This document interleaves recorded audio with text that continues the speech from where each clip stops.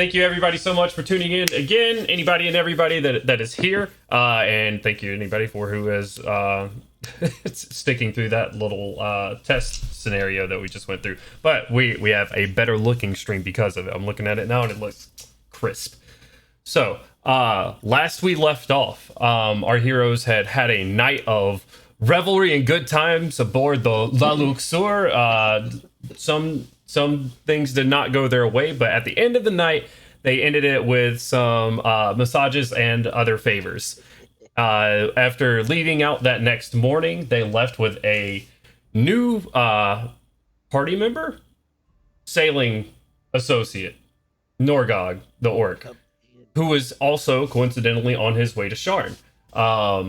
They've picked him up and are now heading towards Passage. They're heading towards Lake Galifar, towards Passage. They're in their last talks, they spoke about making a stop in Owl's Perch, which is an island city nation that is sort of free of the Elding Reaches and Ayundair. No real claim over them currently. So a self-governing island.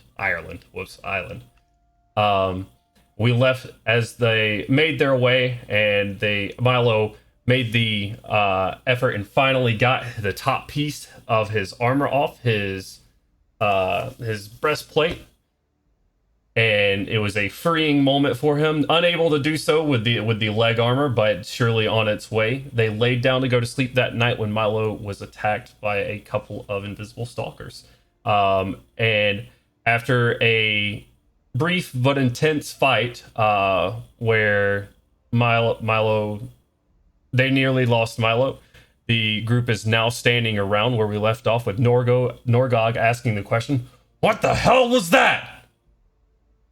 Now it's on you guys. I believe I finished off last session by passing the fuck out, so... As you guys sort of standing around trying to get your bearings, Milo, after finishing off the last creature seemingly, and you stand there for a minute waiting for anything else that might hop out of the ether and start bludgeoning him to death. Nothing seems to be doing so right now. I was very serious when he collapses. He's unconscious for at least the moment. Good. Well, does anyone else look hurt? I'm good.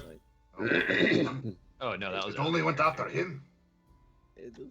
He seemed to beat the shit out of just Milo. Shrug. Yeah, I'll go over and heal Milo. Okay. I'll smack him with just like a little cure wounds. Okay. Little tentacle. Yeah, it should be he should heal for 11. No! Ah, good. Oh, what the heck? Good. You are awake. I don't want to be. Welcome back. You made some ghosts mad at you and they came to seek vengeance. I guess. Ghost. We could still stab them. I'm Well, I certain mean, I would have heard something about that, should that have been the case. I am Yeah. going to turn around while they're talking. I'm going to go up the stairs and see if I can see anything going on out there. Okay, make a perception check for me. Oop. Kaushik just steps around you guys. RTM, I assume you drop your form so she can pass by. Oh yeah, I wouldn't be speaking. That's just me. So you drop your form. Kaushik pushes past you, Crowley, and RTM going up top. You take a look around, and what's your check? 24. 24. Very nice. You look around, even in the dark. You guys aren't moving currently. Crowley seems to have stopped the ship. As you look around, it's quiet. You don't see anything around. I'm gonna go back down the stairs and let them know. It doesn't seem like anything is left here right now, as far as I can tell. Crowley's gonna go up and get the ship moving again. Okay. And you go up, take the helm, speak the word Aquilus into the steering wheel, and you start moving forward once again. What would I roll to see if Milo knows what an invisible stalker is? I'd give you an Arcana check. I already told you they were a ghost. They were not An ghosts. 11.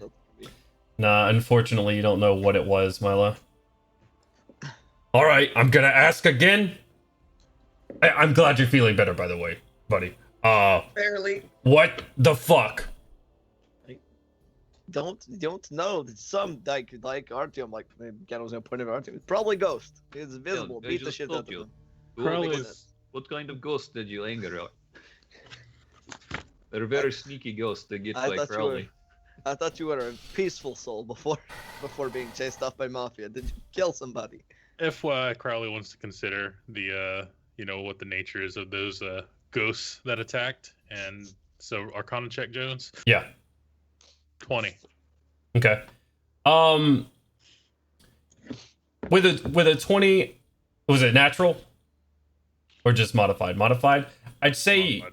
it seemed to be some sort of air elemental. That's about what you can gather with an Arcana check.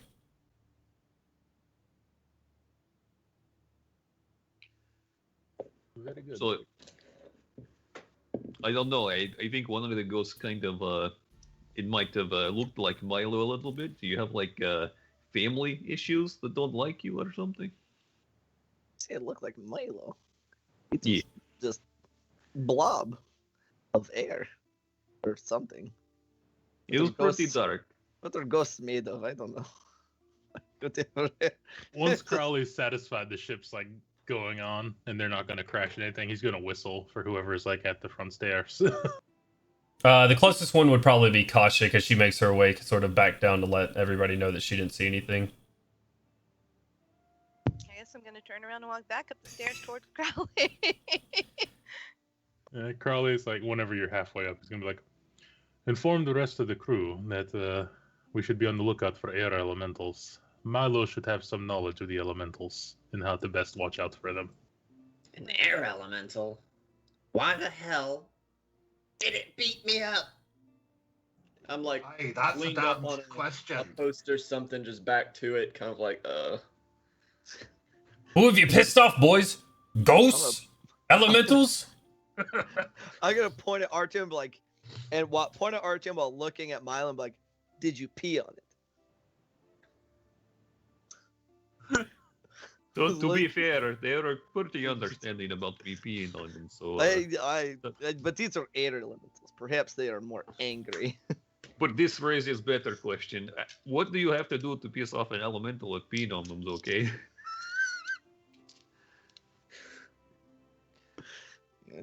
Why do you piss off elementals, Milo? It does not seem like smart move. Well, for the record, the only people I've actually pissed off are the Tarkanans, which you knew. Alright. I thought they were people. What do not the card elementals. cannons have to do with this? I don't know, but it's likely. But they are people. Do they have elementals in their service? Yes! Oh. Every Well, major then you power say in it's Sharn support. has elementals in their service. We have an elemental in our service. Well, it's Don't- just kind our- of part of the boat. Our boat has an elemental, not the same thing. Whatever. What are these elementals you tried to put in armor and they didn't like it? Do they have relatives in your armor? Do elementals have relatives? this I is don't know. in character, by the way. If you think this was the card cannons, how would they know where you are? I don't know. We are follow going us to pretty quick. Sharn. I'm not a gang of murderers and hitmen and thieves. What? I am a mechanic and a scientist. To be fair, you're pretty good at killing things and that stuff. Yeah, So Punch mean- very hard. Okay, now the armor is good at killing things, and that is because I am a good craftsman. That's Thank you. Oh yes, I forgot. Gamblin's not good at killing things. Just the sword is good at killing things. All right. To be fair, I kill them with hands too. I'm just You see, trying to make- Gandalf, if you wore some armor, you'd be better off. I was gonna point at Malgrim. He doesn't wear armor either. He does not- I he don't need armor. He beats shit out of crazy elf just fine. No one hits me that much anyway. Okay, so Milo, what is the family structure of elemental like?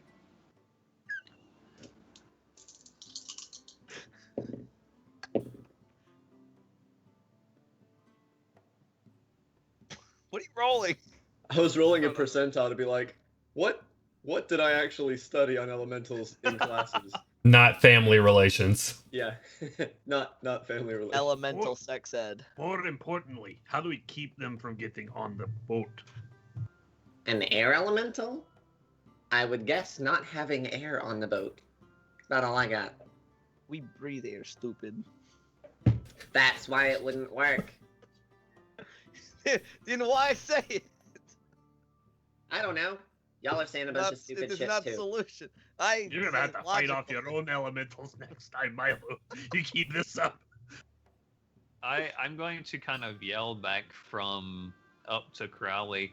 Crowley, does boat work underwater? Ah, submarine boat. Not to my knowledge.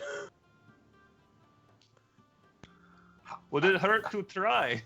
Yes. How would Okay. we breathe underwater?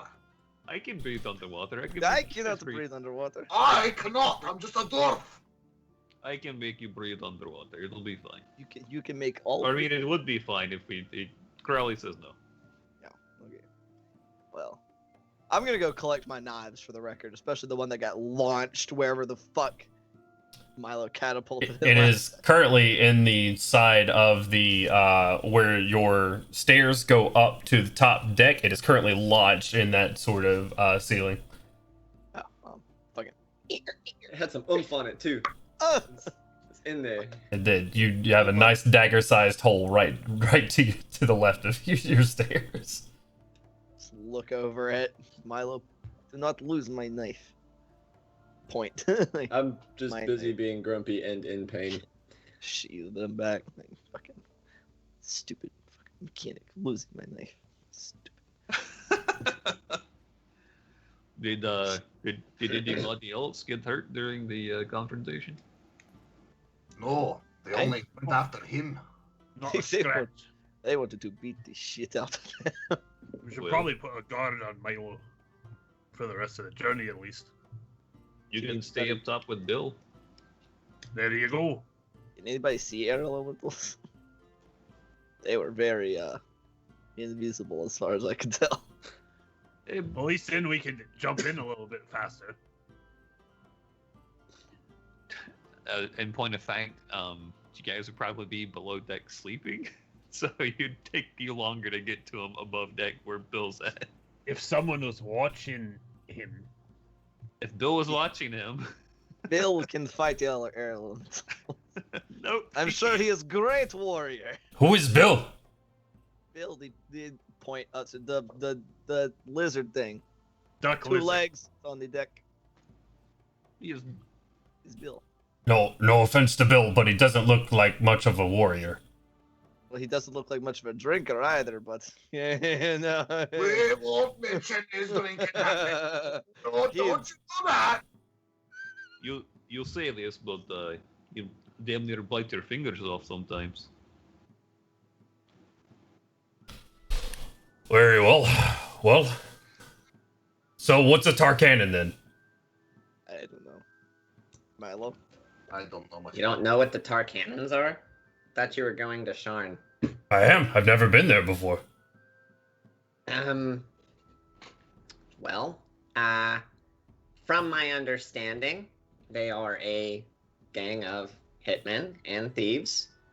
And Hitman, it tracks. I don't know if it's true, but like, they're supposedly aberrant dragon marks from the war or something.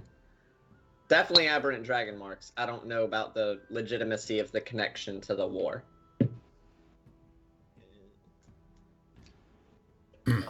They don't. I thought they were pirates or something.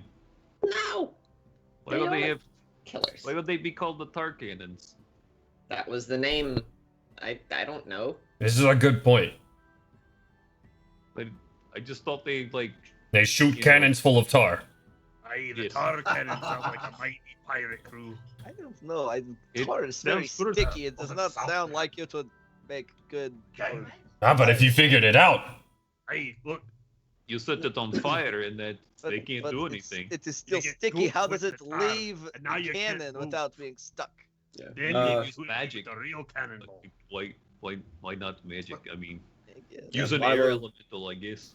Milo hasn't like really looked into their history or nomenclature, just how not to get killed by them. So right? So they could have tar cannons. I mean, I guess. So That's- while they're having their discussion, Okay. I'm Okay. gonna go after informing them of what Crowley told me to inform them. I'm gonna go back up again and go talk to Crowley. Okay. Like, I don't want to get infected by the stupid. Exactly. I sat there for a minute just staring, and then in my brain I was like, "Why is everyone on this boat so stupid?" I have a legitimate Listen. excuse. If Crowley wasn't already wearing a smiling mask, you would probably tell he's happy to be alone up top. Worm's just Koshik, enjoying the conversation. as you turn around and start making your way up the stairs back towards Crowley, something, and you just sort of just look down as the stairs as you slowly climb them with a blank expression. You worry about your safety among these people. You worry about who you've entrusted your own safety with. hey, I'm not stupid. I was just trying to answer stupid questions. Oh, okay. Well, all right. Milo. Without whining or overreaching like you always do, how dangerous are these tar cannons, to your knowledge? Well, they kill some of the most powerful people. Like? Like, Lords, great- nobles, merchants, people and who get on lords other are people's bitches. bad side. Ah, yes, the mighty merchants. Yeah, you try and go after a merchant's guild leader, see how that works out for you. I Are they would, big? How many of them are there? I don't know. I'm not one of them, and I've never Have hired you them. like build this armor for them? You like get no information. I spoke to 2 of them. 3 if you count the first guy that commissioned it. The other 2 were just checking up on me. Period. Okay, so we gather Well, there's only 4 information of them. as we go. Big deal. I'm gonna go see if Kashik has any ointments. Y'all keep. As you guys are having this conversation, Koshik has already left and found her way to Crowley. Yeah, I Go ahead. follow her out. I mean, what do you think, This Conan? There's is- only 4 of them. We can take on that thing, right? A few minutes later. Anyways, Koshik, Crowley, go ahead. I'm gonna walk up to Crowley, and I'm assuming he has his back, but I'm just gonna start speaking. Marlo's convinced that it is the top cannons, the people that have been looking for him. How would they know where he was? Crowley, what's going on? I assume you understand that Milo is being hunted in Sharn, no? Yes, I understand, but I don't understand how they'd find him so quickly. If they possess the ability to use air elementals, it's not unheard of for them to... Or it's possible for them to have tracked him very easily. Especially with that suit of armor of his, it is unique, to my understanding. What are we supposed to do? Well, for now, we can only be alert. Hopefully Milo can remove the rest of his armor. We will find precautions, hopefully within the next day or so. Keep your mind to that. If you have anything to ward off such things, or at least need to read up on it, then we can look for supplies when we come up on Owl's Perch. Okay. Until then, keep a wary eye out for Milo. So I guess I'm gonna turn around, and I'm assuming at some point Milo is going to be walking up. Yeah. You sort of come face to face with Milo as you're sort of stepping away from Crowley, taking in what he said. Milo, how are you feeling? You're muted, Milo. He got punched in the throat. He clears his throat really quickly and says, Speak up, Milo. I was saying I can barely hear you speaking. I don't know if your mic's down or what. Oh, can anybody else hear me? I'm sorry. "You're quieter, but yeah, I can hear you." I'm sorry. And then Milo, how are you feeling? Not great. I was gonna see if you had any like ointments or poultices or something that could help with the bruising. I'm not sure. Let's go down. Let's go back downstairs and we can check. All right. Thank you so much. We're gonna go Just downstairs. trying to hurt and check. less, so I got singular priority right now.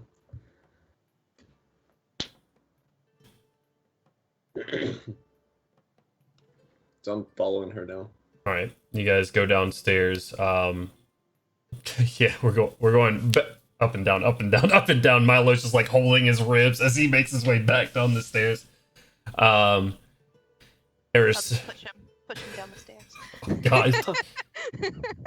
Erish comes up behind everybody as you guys are talking and sort of just trying to suss out what has happened or maybe how they knew everything else. Erish steps up and says, "The threat is gone then, I presume?"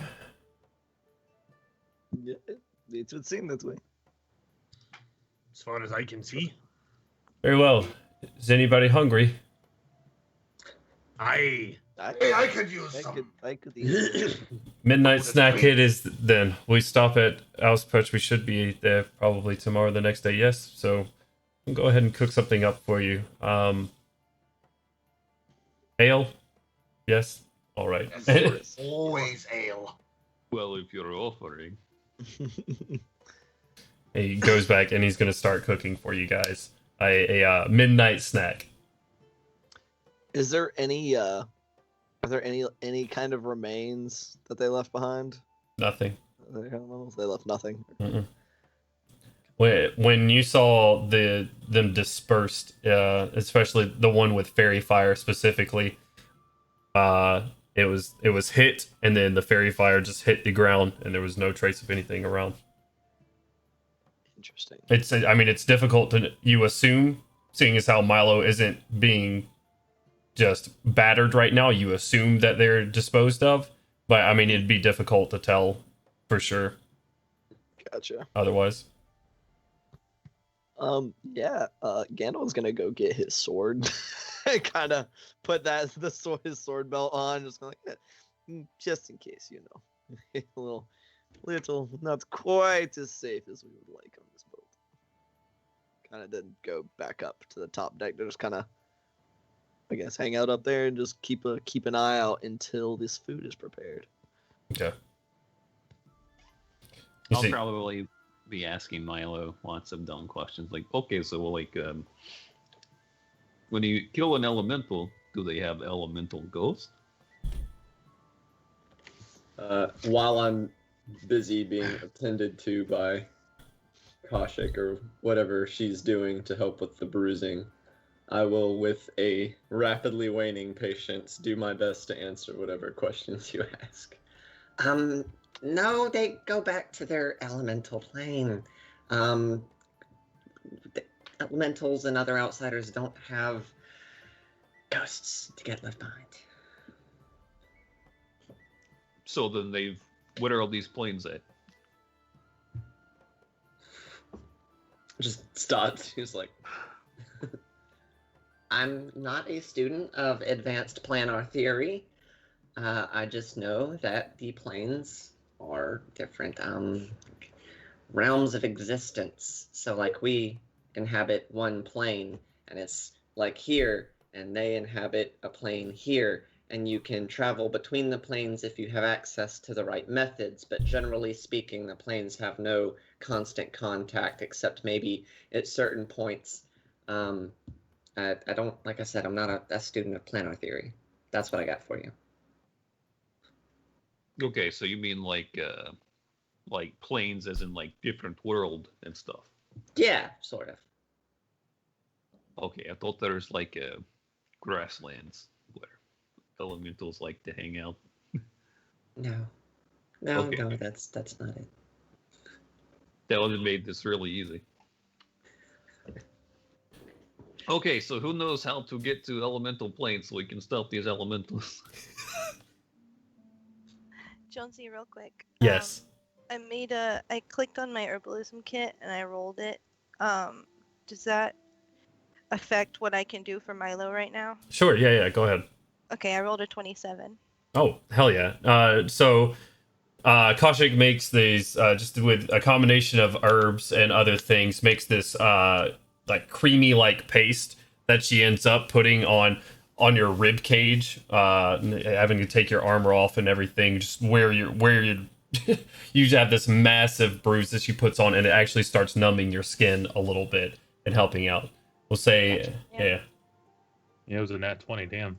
You the man, Kaushik. It's a nat 20. Roll a It d4. is. Roll a d4, Kaushik. I didn't realize it was a nat 20. I'm sorry. No worries.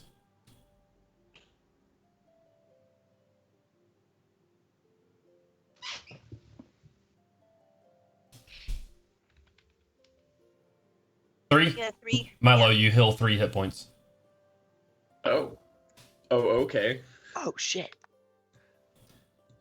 As you guys are sort of slowly doing this, you see Erish in the back, and he's sort of getting some meats together and whatnot, small meals together, as he just sort of rubs his hands together and then starts rubbing them together like this.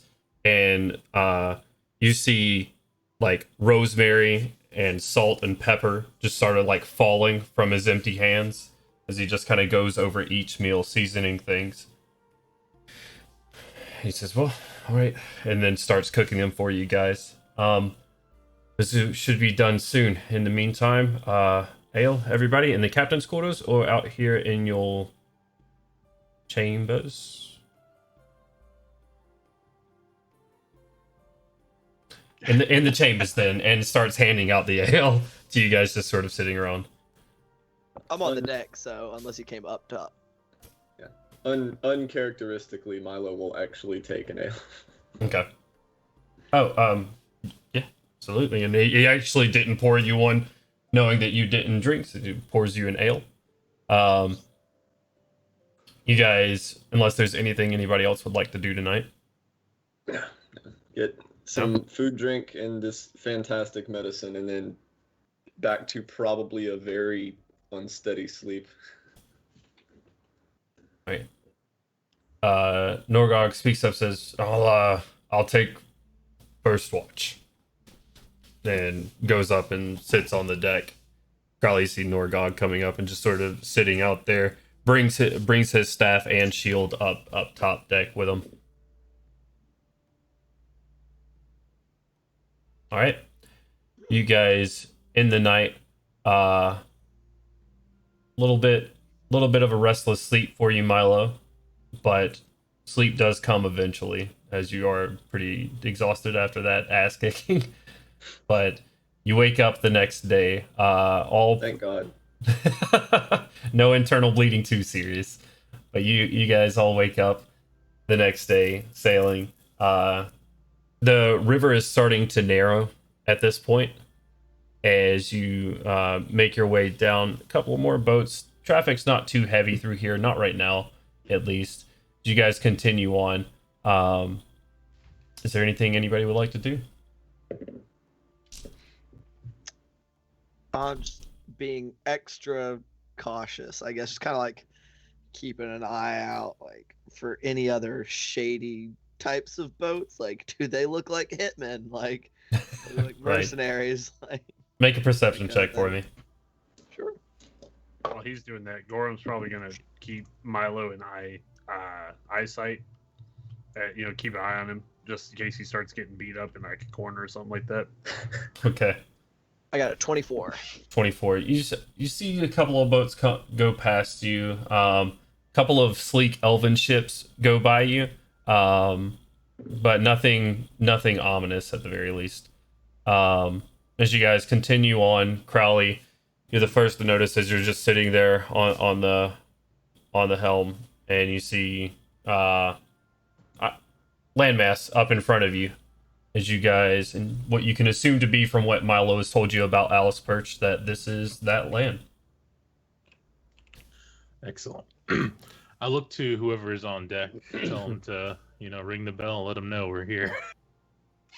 Oh, before we land, I would like to ask Milo. So, you make magic things, right?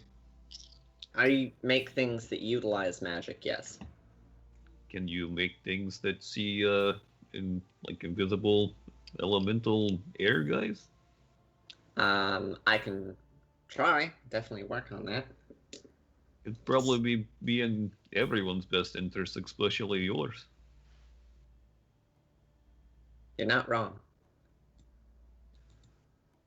Okay. I don't out of character know that off the top of my head, so both in and out of character research needed. You guys continue on a couple of hours, and you're getting closer. And you're greeted with, it's somewhat of an odd sight because it's not an island as you would expect, in the middle of the ocean. There's no sandy beaches or anything like that. This is actually a pretty, it's a rock protrusion out of the middle of the river itself. It stands, the first surface that you can see is actually standing probably 20 feet above water. The docks that are on your side as you're sailing up here have wooden steps, wooden docks and wooden steps that lead up to this sort of rocky cliff overlooking the river. So you guys start to pull in. There is you see one person as you're sort of making your way up. They notice your presence in simple hide, leather armor, start making their way down the steps as you pull up closer and end up docking.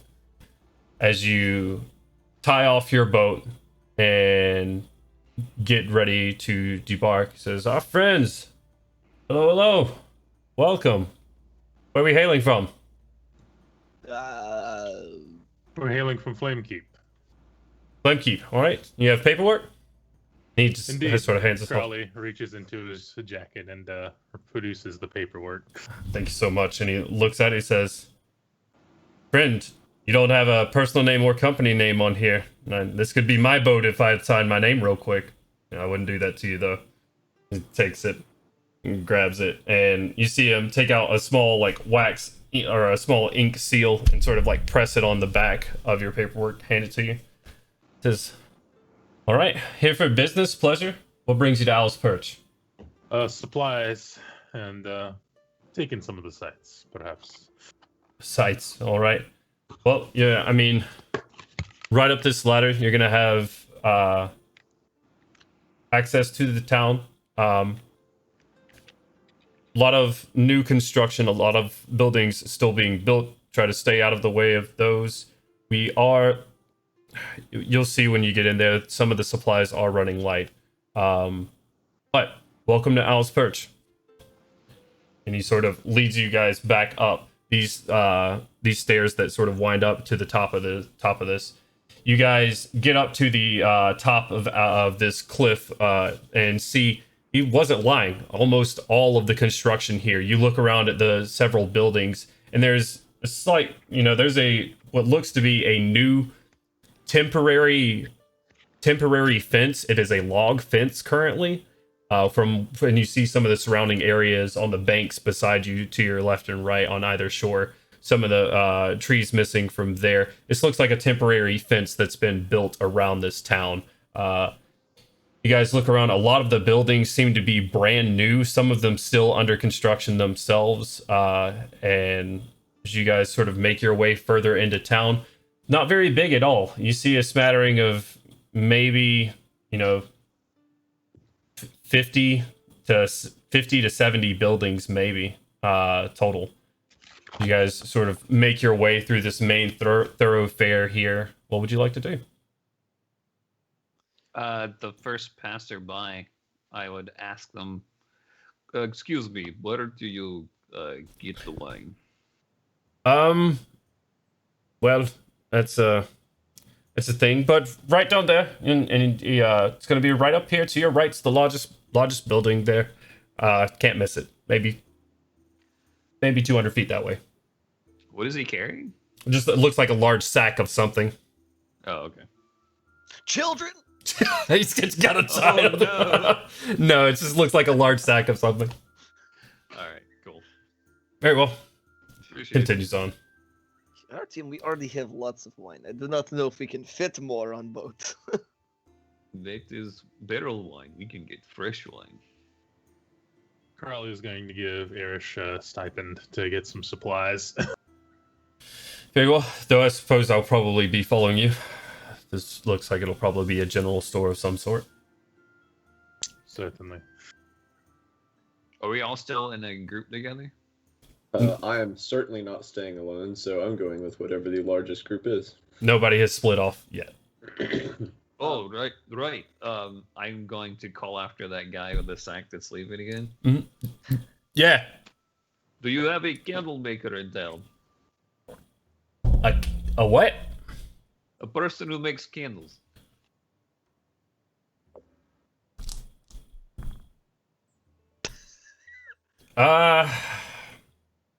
Better luck asking at the store than me, pal. Sorry.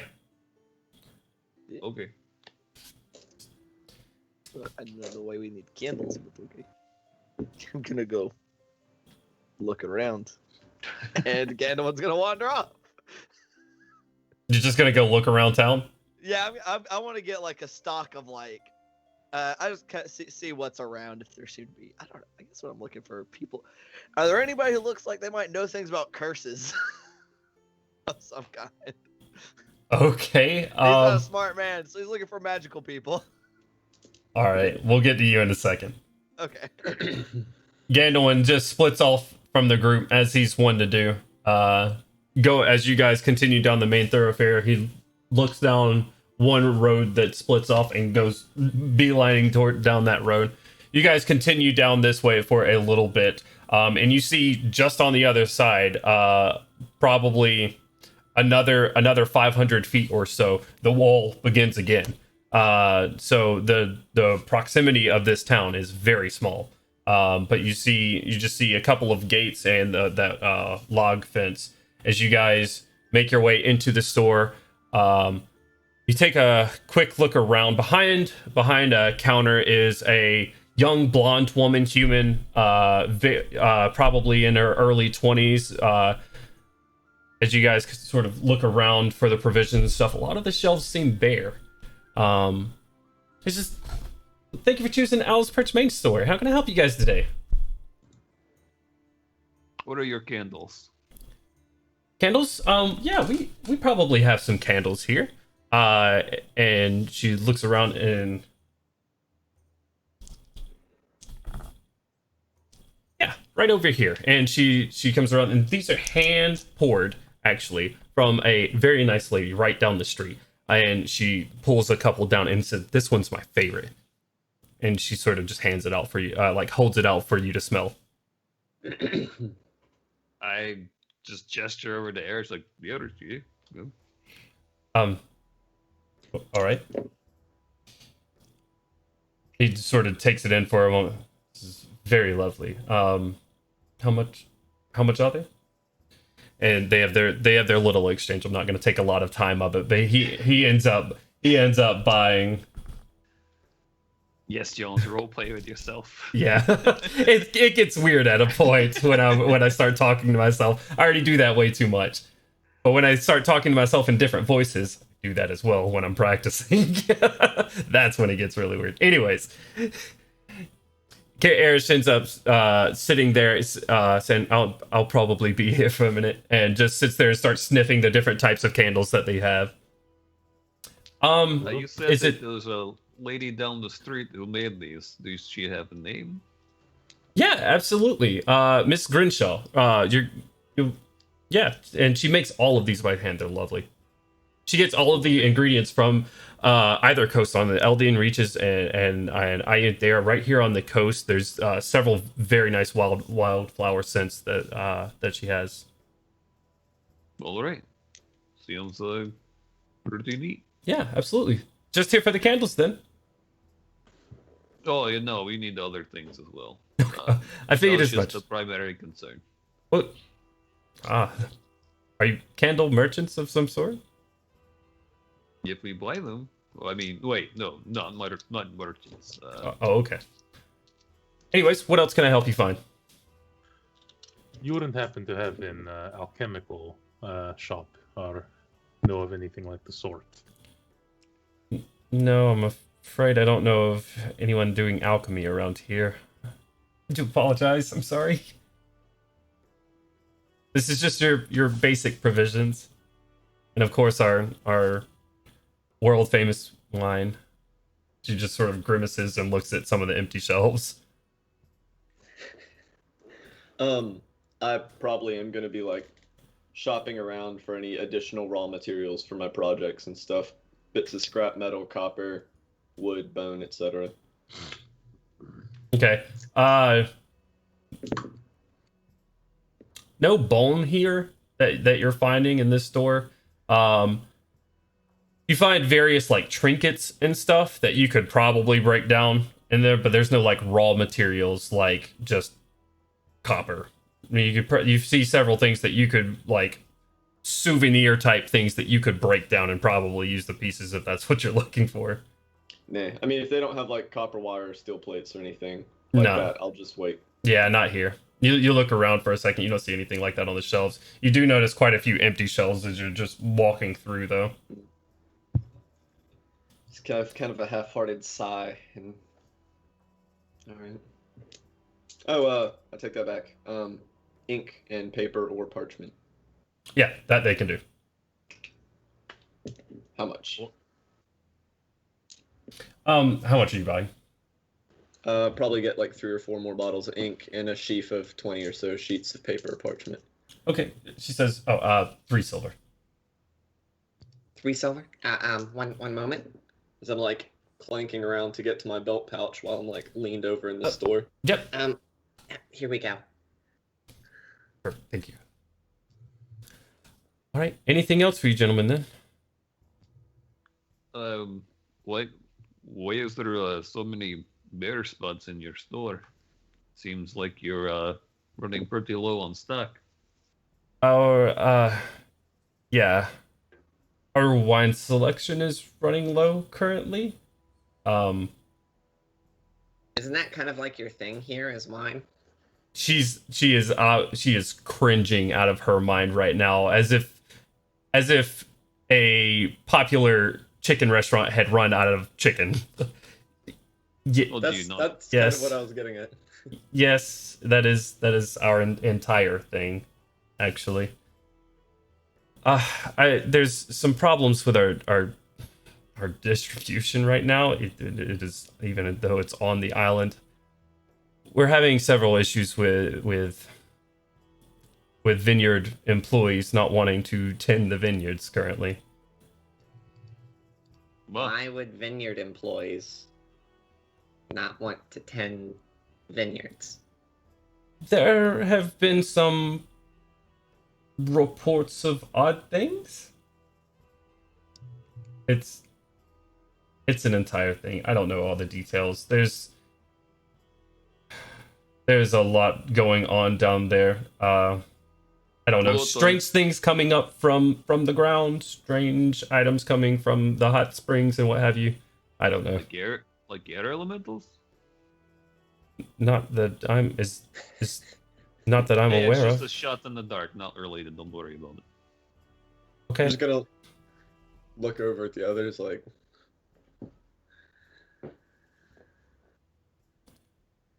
All right. Well, what are the rumors saying? It sounds like there's more gossip than you want to give out to a bunch of strangers, but I'm just going to pry anyway. I mean, typically people don't want to hear it. There's a bunch of gruesome things crawling up out of the ground. I don't know, like creepy monsters stitched together. Some bugs with other things attached to them. It's really odd, and I am apprehensive to go further looking at your faces. I apologize. Like spikes? Well, perhaps you can direct us to someone who might be willing to share. A Sure. bit more. Yes, thank you. Who would be up to tell us? Probably one of the council members of the town. We can. Is there anything else I can help you with here? I'd be glad to show them to you. I'm sure they would. If someone's willing to to help them out, so we can get our business running again, that would. I'm sure they would be very thrilled. No, I don't see any reason not to at least hear them out. But also, is there a blacksmith in the area as well? Yeah, we have a blacksmith. Excellent. Is there anything else that I can help you with? Not at all. I just- This gentleman over here with the candles should be able to help us get all the things we need resupplied. Just kind of lift up my little baggie with my writing supplies. Okay. Erish turns around, just nose deep in a candle currently. Yes, if there's someone else to tend the store and they would be willing to answer my questions, you can, you could go ahead and show them to the councilman, I suppose. And I'll just finish up with the rations and be waiting on the boat.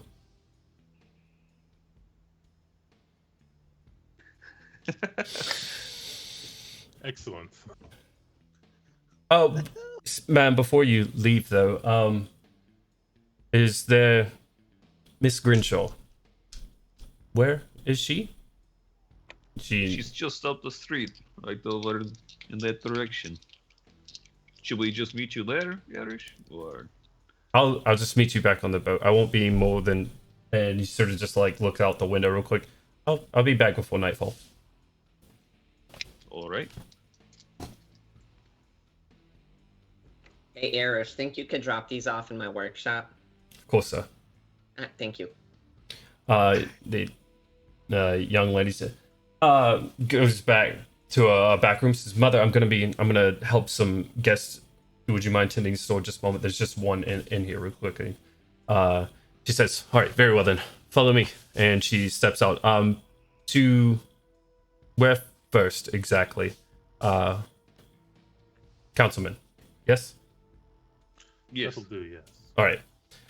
She runs back actually to where you guys came from, back towards the gate, following you. Takes you a matter of minutes to get there. And you see she walks up on one of the houses being constructed, and you see several people working on this together. She walks up to a larger human, sort of burly guy, thick, coarse black beard, and as they're just sort of hammering away, getting a house built, and she says, Councilman Marius, I have some gentlemen that would like to talk to you, specifically, at least for now, about our problem. He's sort of wipes his brow off and says, yeah, very well. Nice to meet you all. Hello. I am Artyom. I heard you had bugs and undead coming out of the ground. Artyom. Where are you from, Artyom? As he sort of just narrows his eyes and looks at you. I am from Ibarra. Your accent isn't... Anyways. Yeah, we've been having some issues. Dreadful things coming up from the cave system below. It's been a real shit show. When did this start, might I ask? Slowly, it's been going on for about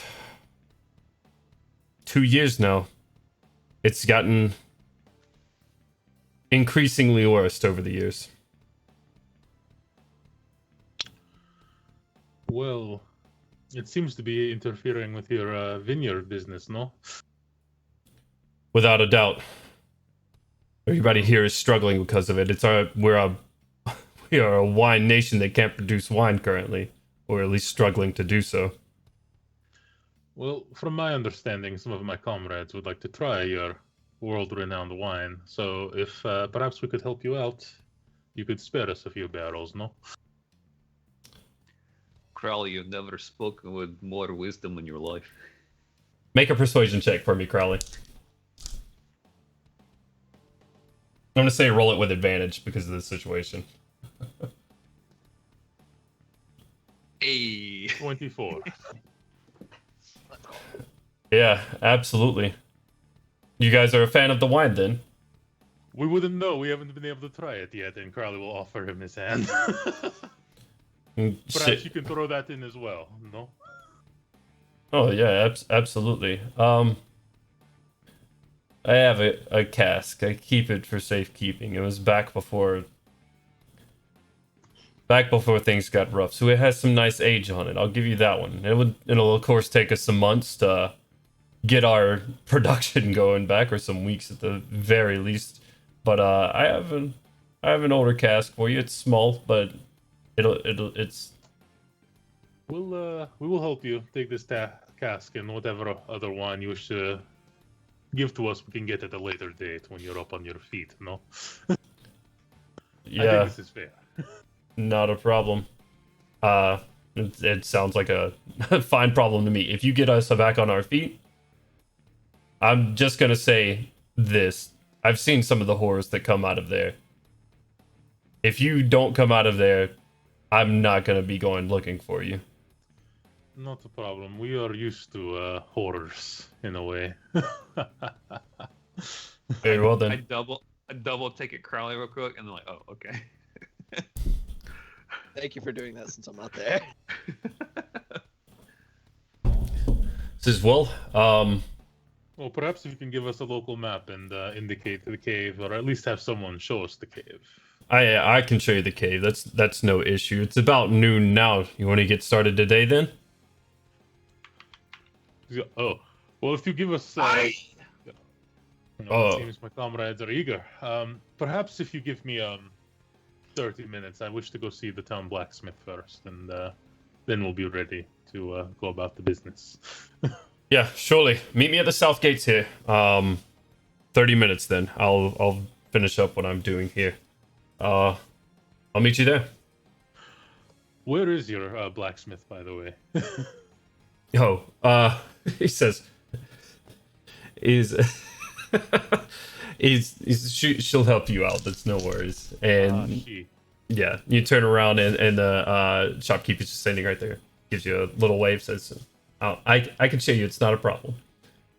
Thank Says, you. "All right then. 30 minutes. I'll see you there. No issues." And goes back to hammering and finishing up that section of wall that he's working on. Gandalf. We'll turn. Okay, go ahead. If you guys wish to go to the gate, I'm going to the blacksmith, unless you wish to come with me. I'll see you at the gate. Okay. Gandalf, you turn right down this smaller road, just sort of looking around, and you said you were looking for anything that looks magical in nature, like any sort of. Okay, make a perception check for me. 24 again. 24. Okay. You're walking through the sort of street. There's a couple of shops here and there, and there's a couple of like tanneries. It looks like nothing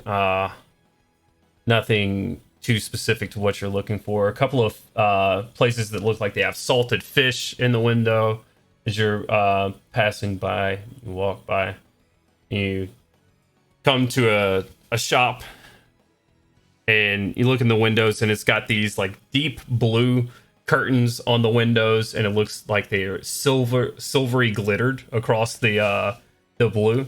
And you read a sign that says Madame Posteries across the top. It looks about as arcane as you think something would look. He's got kind of a aha moment, like found it. He's kind of walk in like Okay. what's in here?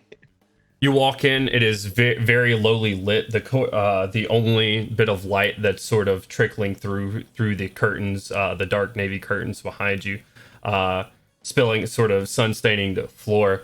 You see a table in the middle of the room and a little half bar, not like a drinking bar, but just like a half counter bar on the back side. Little trinkets and baubles like all around the room, sort of little weird items. Like you see a ball of glass sort of sitting on a stand. You see some other little items like silver telescopes on things. You see some astrology charts sort of sitting on pinned to the walls. You walk in. No one seems to be around at the moment. Yeah, you just kind of walk around looking at the trinkets for a second, and then hello. Ah, Is any? Oh, geez, hello. Hi. I knew you'd be coming. As a woman steps around the corner, her hands just sort of steepled together in front of her chest in these long dark robes, shorter hair, shorter brown hair reveals some half elf ears, and a long hood going down her back. And she says, "I'm just playing with you. How can I help you, honey?" Okay, good. Because like when she said she knew I was coming, like hands started kind of inching towards hilt, like, whoa. I do it for exactly that reaction right there. How can I help you? Yeah, okay. No, that is very good. I'd like to ask some questions if you have any knowledge in the area of curses or anything of the like, perhaps having to do with the raising of the dead. Curses I know of. What are you looking for? Raising the dead, sweetie. That's not here. That's not raising the, not to raise the dead, but more of something they curse that might prevent the returning of somebody to life. Have a seat. She beckons towards the table. Over, take a seat. She goes and she looks on the shelf that she has, and it's just like corner to corner with old dusty books that she looks like. She looks around. She pulls off a book off the shelf, starts sort of thumbing through it. That prevents people from raising from the dead. Not killing people. No, so like if you going to bring someone back to life, perhaps they may begin to return to life, but then they just die again. She just sort of looks at you as she's swiping through pages. And he's staring at her, I guess, just like waiting for a response.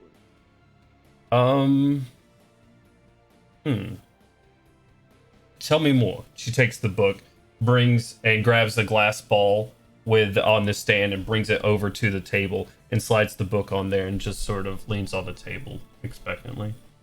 This is glass ball. I am no sorcerer. I do not know the intricacies of what it takes to bring someone back from the dead. Right, but tell me more. You said you've seen this. You've tried to raise someone and they wouldn't raise. Not exactly. I saw a vision. I think that's his best word.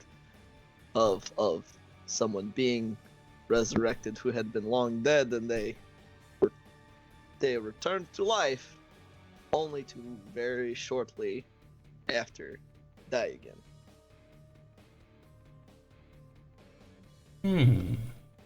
Interesting. Yes. Interesting that's why indeed. I'm asking you questions. Let's see. She sort of pulls the glass ball closer to her, and she stands up, goes to the curtains, pulls them all the way shut so the light coming through just sort of dims out completely, and the only sort of light is just several candles that are around the room. She says, "I charge 5 gold a reading. Maybe I can help you with this problem." But a reading. A reading? What is reading? You said you had You're visions. reading. I do not have you to read book for me. It's not what I ask. Well, you pay for that as well, but What?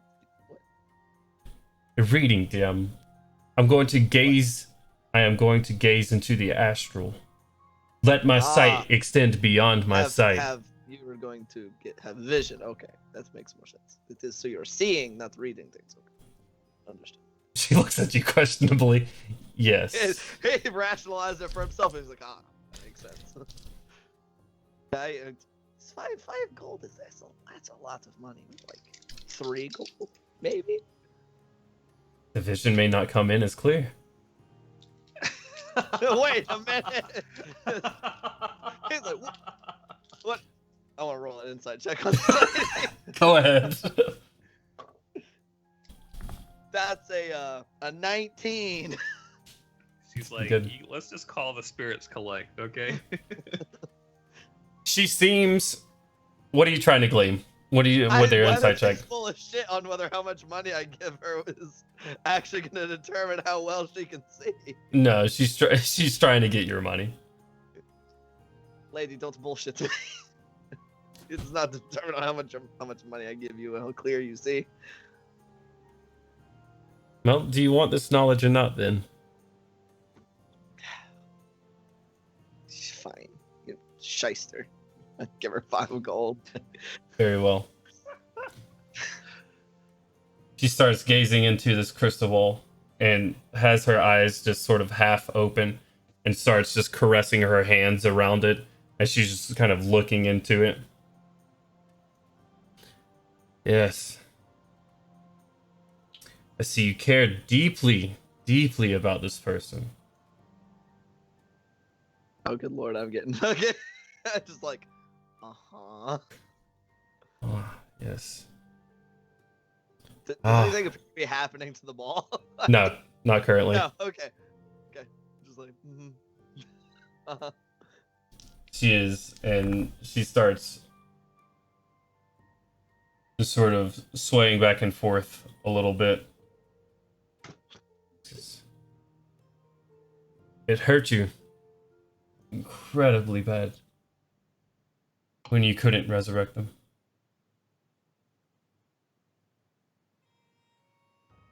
I'm just staring at her, just waiting, like, okay.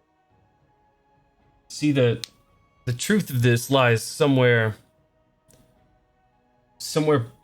behind you and in front of you.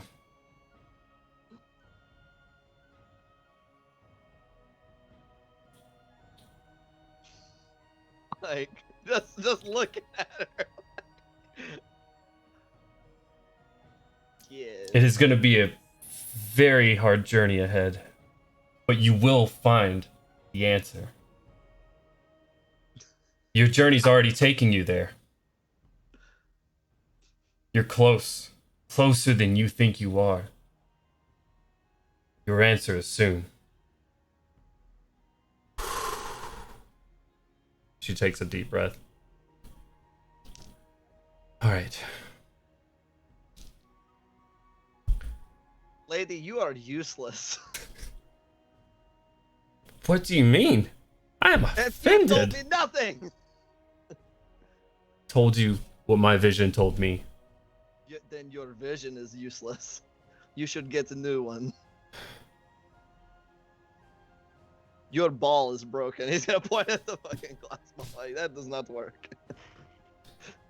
It works. I told you your plan was in front of you. You are already on the path. Or but you said it's in front or behind. These are so 2 different things. I am close, but maybe hard. Like you, this useless. Just get up. Like you just. These things are stupid sometimes blurry and complicated. Like look at her like. Would you like I to am try again? Much better fortune teller than you. You are terrible. Just walk out of the shop. Okay. Fuck you, lady. You, Shaking my head.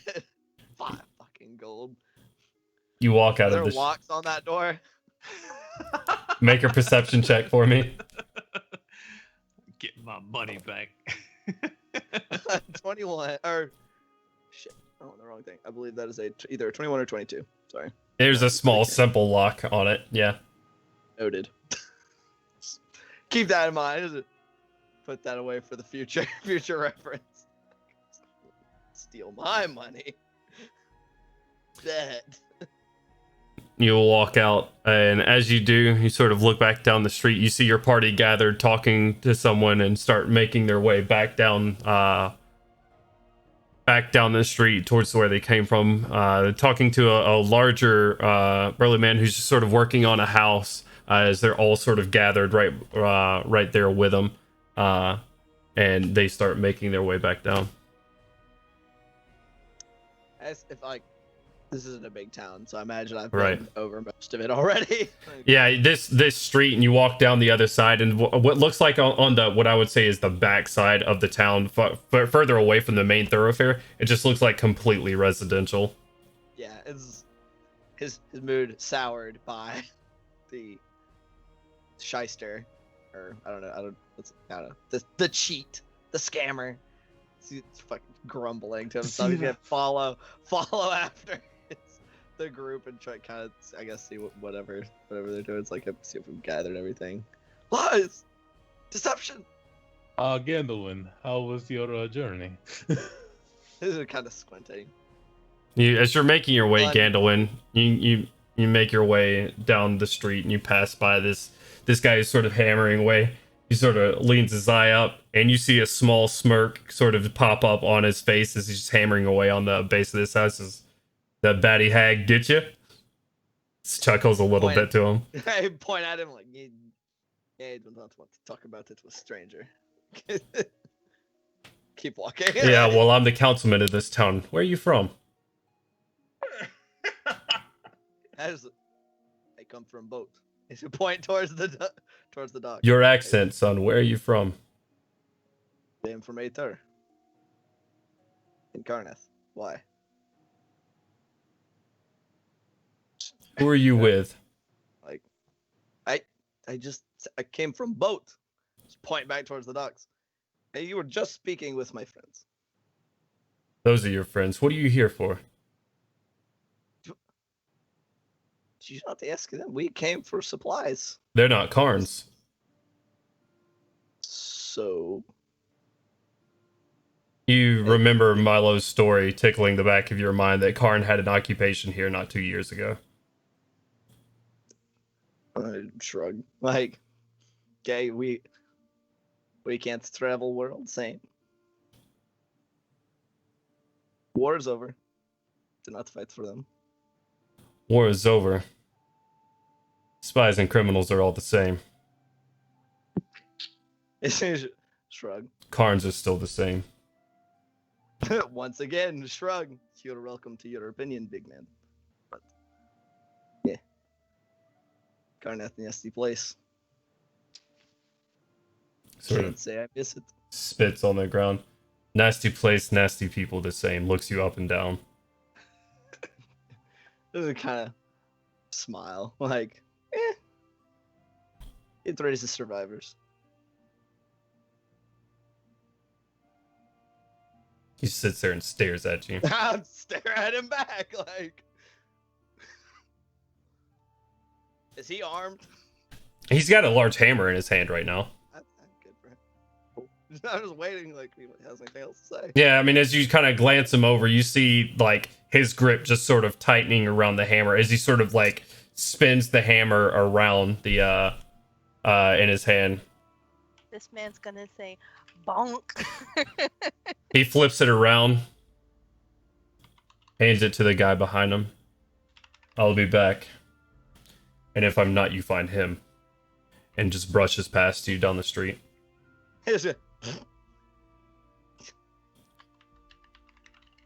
Big man scared of small guy like me? Ridiculous. I guess go back heading towards the rest of the group. You're following him currently. It is probably the most. Now we got that volume. It's like the most awkward thing in the world. Still. He ignores you. He does not speak to you.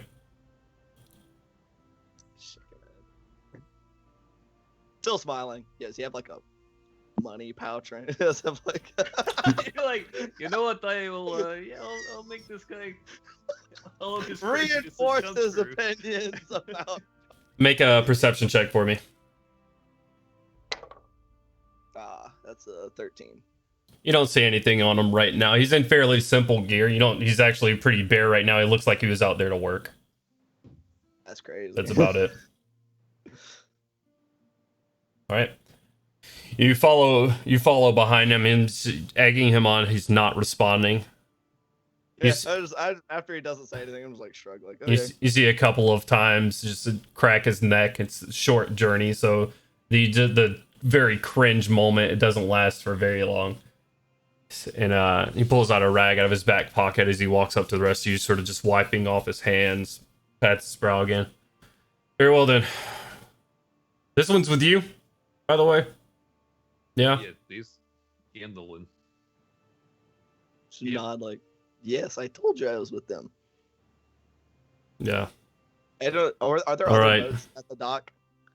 You didn't see any right when you left. You're on the opposite side of the fence right now, but when you look down, you didn't see any more. You're like the only boat at the dock. I don't know who else I could be with. Yeah. So look at him like, Anyways. All right, I'll show you down. We'll need to take a short walk through the vineyards. On the other side, the cave. I looking at the rest. Oh wait, what are you talking about?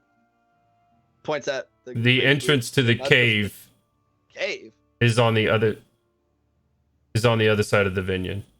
We're Okay. going to go kill some undead and bugs that might have spikes. There. Aye. I guess that works. Why are we killing these bugs? Free Free. wine. Ah. Is it free if we're having to kill things for it? But whatever. Nothing wrong with helping people. I don't know. He hates me. We point a thumb at him. Did you steal something from him? No, he hates me because I'm from Karnath. He looks at you confused. He says, "Do you not see what's around you? I see it. You're old enough, boy. You served, didn't you? All Karns serve." It was that or starve to death. So yes.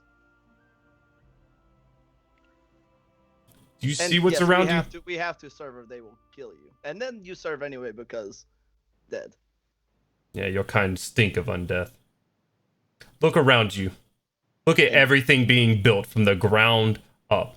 Your people did that, boy. Realize where you are. I am standing on island. Kind of hard to not to think I am elsewhere. He says that about like all carts being the same or whatever. Yeah, that's real smart, judging an entire people based on your own personal experiences. Yeah, you weren't here. They razed I this wasn't place either. to the ground. It was all Murdered innocent people, and for what? the people who They bring their undead. assholes. They burn place to the ground for no reason, no foothold. They held neither side of these banks. There was no strategic advantage. For what? They razed, they burned, they killed them. The cave is on the other side. You'll follow me there. He sort of angrily flicks open a large latch on it and pushes it open and starts walking down these stairs that lead down another small cliff face. Leading you guys on, walking somewhat hurriedly at this point. You guys see just rows and rows of grapes, and lots of them actually on the ground currently. Nobody in the fields right now. And you see several large buildings off to the left. Just several large like barn type areas off to the left on another cliff face. You guys walk through these rows. This vineyard is probably larger, or is definitely larger than the living area that you guys just left.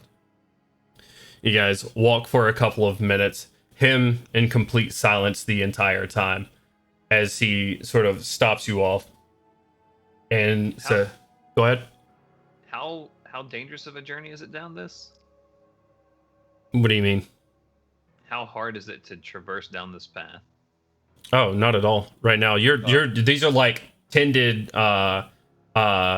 vineyard like rows. Like okay, I misunderstood. yeah. These are the only thing that's like they're very overgrown currently. Like they're not well kept at all, and you see a bunch of grapes on the ground.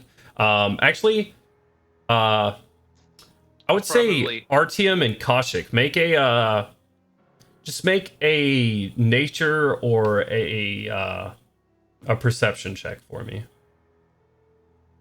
That is 21 on perception check.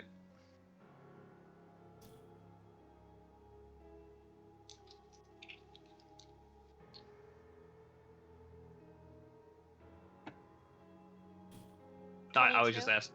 Oh, I was just asking. So I didn't know how difficult it would be to get Bill around in this area. Well, currently Sorry, Bill's not with you, unless you. Oh. Yeah, I was operating under the assumption that he was still on the boat, because it would have been difficult to get him up the stairs in general. There were like wooden Okay. stairs leading up to the top. Okay, I'll go back and just get him later then. Okay. My roll took a long time for some reason, but it's a 22. Okay. You guys, as you're sort of walking along, RTM Kaushik, and you pick one up and you look at these things, they look more like a good berry than they look like a grape almost. It's odd. It's an odd shape and an odd color for a grape to have. And just sort of thumb it around. Something interesting. So you guys continue on your way through here. You on the other side, another sort of rocky cliff face facing off the side of the island. Now you see the river coming to a point around the back end of the island, going further into Corvair, leading into Lake Galifar. And Real there, quick, go ahead. has Crowley rejoined us yet? Yeah, you guys are all together. Okay, just making sure. Okay, so the blacksmith's taking care of that thing for me. Right. My bad, Crowley. You gotta. No, it's okay. It's here. I get on a roll sometimes, man. All right. Gotcha, So, fam. what would you like? Thank you, Kaushik. What would you like to do at the blacksmith? Oh, I just wanted to go in and have him gild something for me. Gilding? I can do that. What do you need gilded? Crowley's going to remove a small sack. Well, not really small, and he's going to pull it out. Skull. I need gold gilding on this. All right. This is the skull of, Elf dude. Rapier dude. and it still has flesh on it. Nah, I've been burning it away gradually. It's just a skull. Shard, perhaps. Medium. If he needed someone to treat the skull, I could probably have done that anyway. Right. He looks at it. He says, that's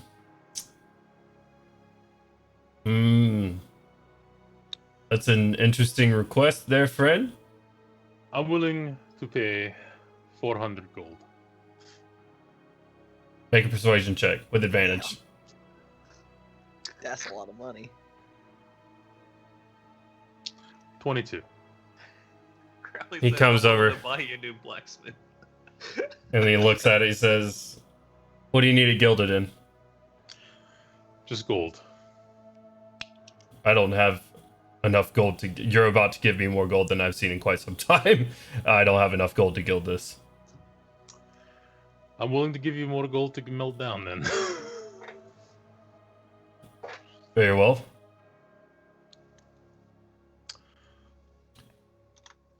Shall All we right. say 500 altogether? 500 gold altogether. I could have it ready for you. Give me until tomorrow morning. More than good enough. And Crowley's going to... Like, Crowley already had this all sectioned off. He's like... Okay. He takes it. So it just sort of jingles it around like... Very well then. I'll be up all night on it. I'm gonna have to be fragile with this, but I'll have it ready for you in the morning. I appreciate your efforts. Yeah, I appreciate your patronage, and gives a light tap to the sack of gold. I'll see you again tomorrow morning. Very well. Yeah, so not an issue. You catch your way back up with these guys. All handled, easy peasy. I didn't forget at all. Seriously. You forgot. I didn't forget. Well, You it was forgot. actually pretty cheap because I had to spend 300 gold Right. for the skull. Yeah. You make your way back down there. Councilman Marius just sort of standing there, says, these stairs will get you down to the mouth of the cave system. Down there, you're gonna come into some hot water springs, some geothermal energy. We use it.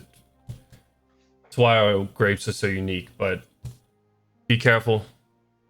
I don't know what else you'll run into. How many have you sent into the cave prior to us? None. No one will No. go. Have you lost any of your people toward the cave? That's why nobody's coming here. A strange beast ended up crawling out of there, taking out 2 or 3 vineyard workers, and then dove into the river. Into the river. Interesting. Well, we'll see what we can do. And hopefully we'll be back before dawn. Wait, hold up. What kind of strange beast?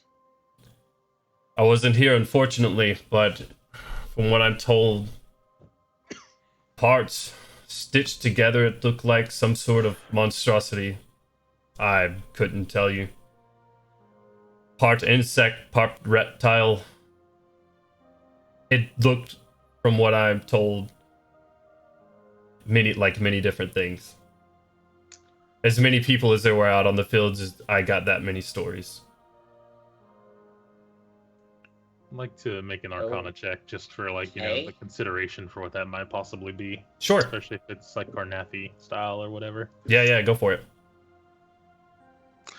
13. 13.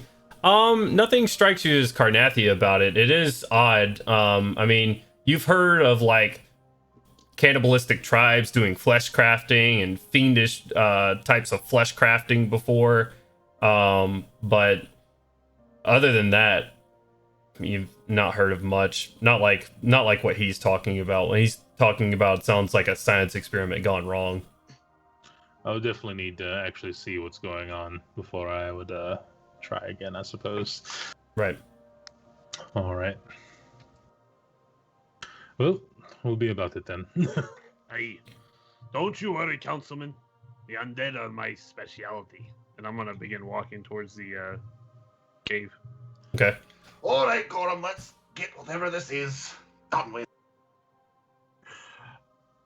I'm you know, gonna kind of chime up. Is there anything else we should know about the cave? I mean, how deep does it go? Has anyone ever explored it? Is there any pitfalls or cliffs or? I helped build the stairs there just a few weeks ago, when we were actually going to pay some outsiders to come in and handle the problem. So that never happened, unfortunately, and you guys are here first. So, no, I haven't been in down there, nor do I know anyone that's been down there. Other than the geysers, down there, you're gonna run into some.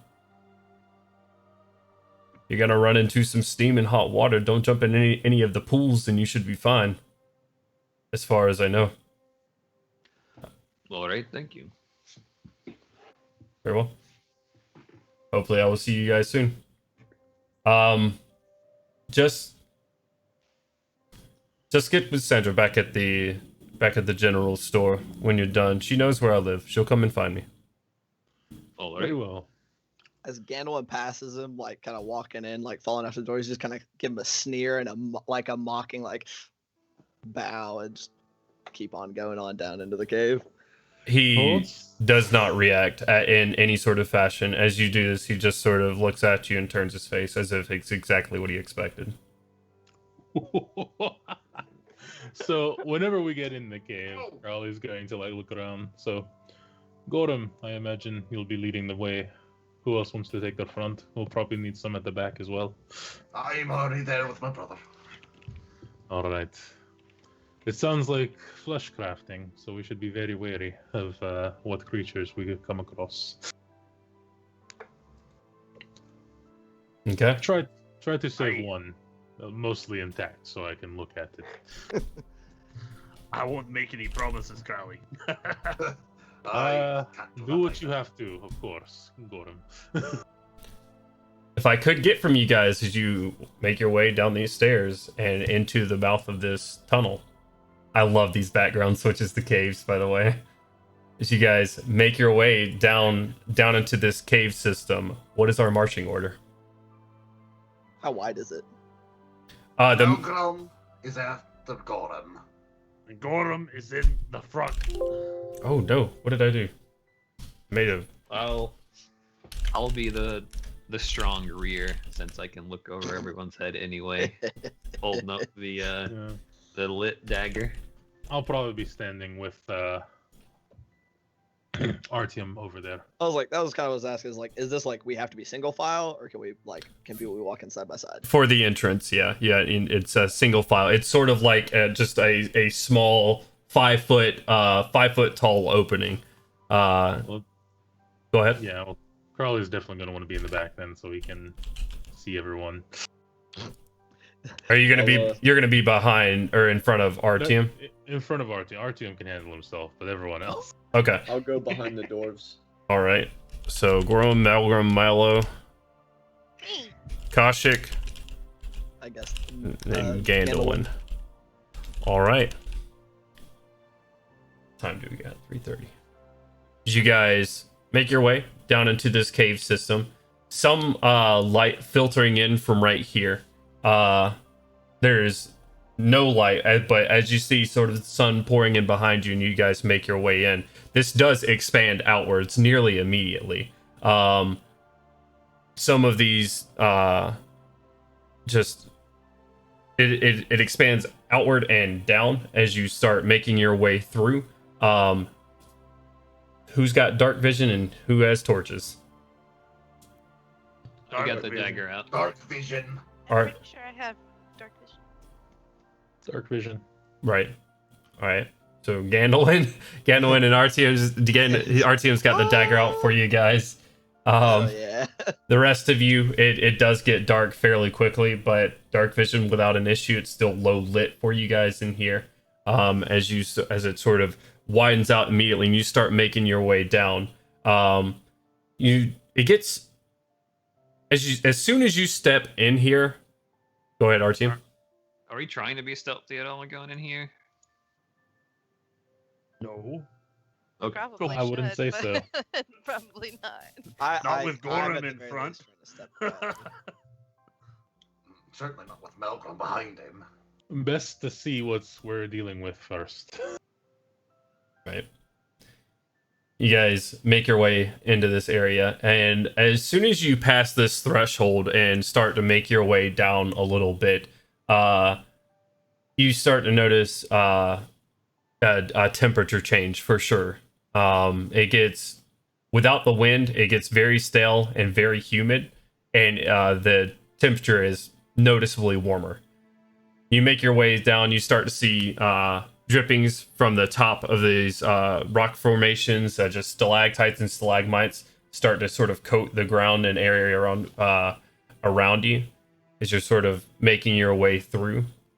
You go a little bit further, and you would guess by this point you're probably near under where the fields might be, and you start to see this pools of this grayish murky water and steam sort of slowly rising off and just bubbling up.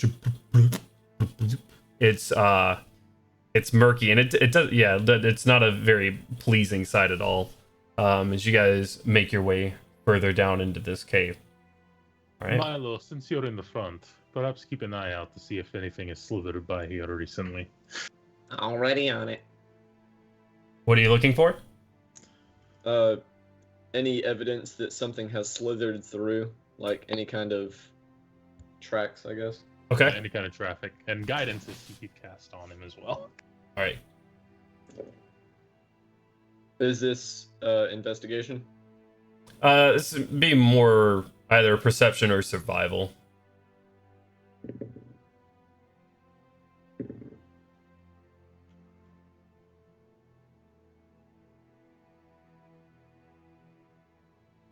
$19.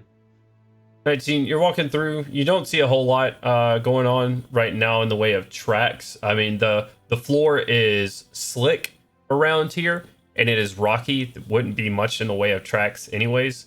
You look around. You don't see anything currently that would lead you to think something's come through here recently. Got nothing. Very well. You guys start making your way further down into the cave, and it starts to make a steep decline at this point. You're sitting at probably, and the ground around you being slick, you start to make your way down, and you see it. Those with dark vision sort of see it go straight down and then sort of curve off to the right for about 80 feet at about a 30, almost 45 degree angle straight down. To those in the back who do not have the same range of vision we do, but like, Hey, it cuts down and around pretty sharply right up ahead. You guys look at it for a second. This is going to be difficult to make your way down safely. Do we know how far down it goes? You don't, Gandalf. Anybody No, with so I said, do we know? Like, can you see all the way down? anybody with dark vision that can reach out to about 80 feet would know it goes a little bit past that and curves off to the right. but if we can get that down that 80-foot incline, that's about what we got, right? That's what it looks like. It looks like it goes there and then it turns off to the right. You can't see around the corner of this. You're sitting at a mouth, like a cave opening of about 25 feet across right now, and then it just takes a steep dive down. Like that. Quite the impasse. I mean, I have rope if you guys want to take it slow and carefully. I mean, if I take him one at a time, I can let y'all down. He can fly. He can fly. He can, yes. Oh, yeah. Can you carry everyone? I mean, I don't know if I could do acrobatics carrying anyone, but I can probably lower everyone down slowly, at the very least. Do we not also have like some rope? Yeah.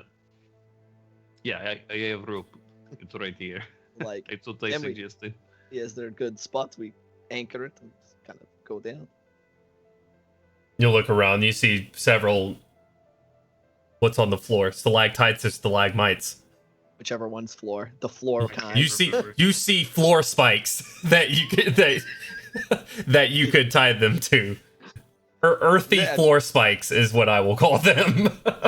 Oh god. I just point out if we can do that. You could fly down the head and make sure we are not going to die as soon as we get to the bottom. Yeah, I'll- Stalagmite.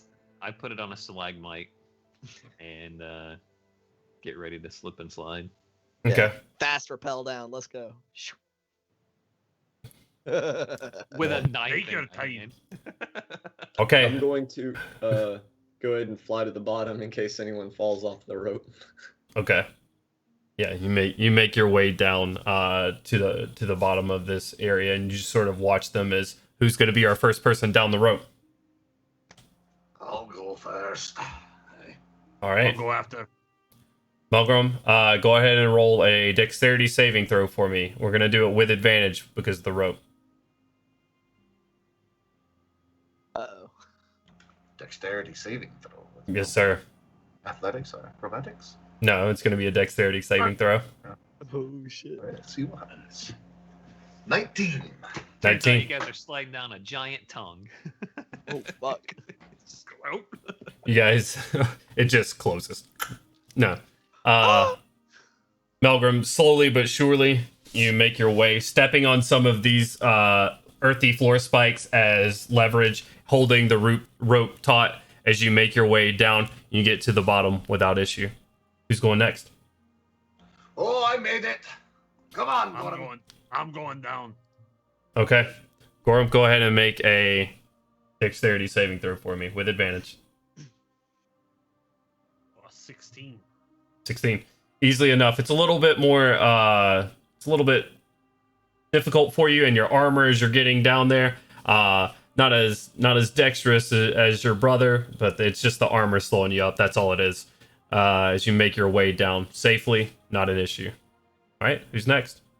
Gandalf will go next. All right, Gandalf. Okay, let's go. He's just kind of fucking fast rope down, I guess. Good lord. As people start going down, I'll hit them with a little bit of guidance so that they have a little bit of extra on the check. Just tapping on their back as they go by and grab the rope. Go. Very well. Go ahead, Gandalf. Oh god. Don't fall off the desk. So that's gonna come out to a total of 16. Ooh. So just kind of. I mean, honestly, at the last like 20 feet or so, he's just gonna jump. You start Slow making ball, your way down. Roll. One of your shoes slip a little bit as you grab onto one of the stalactites. That could have been bad as you look down below you, and it just would have been a rocky ride down to the bottom. You make your way the rest of the way down without issue. All right. Fantastic. RTM, Koshik, and Crowley, you guys are the last ones up there. I'll go. All right, Koshik, go ahead and roll a dexterity saving throw with advantage. What? Dexterity saving throw with advantage.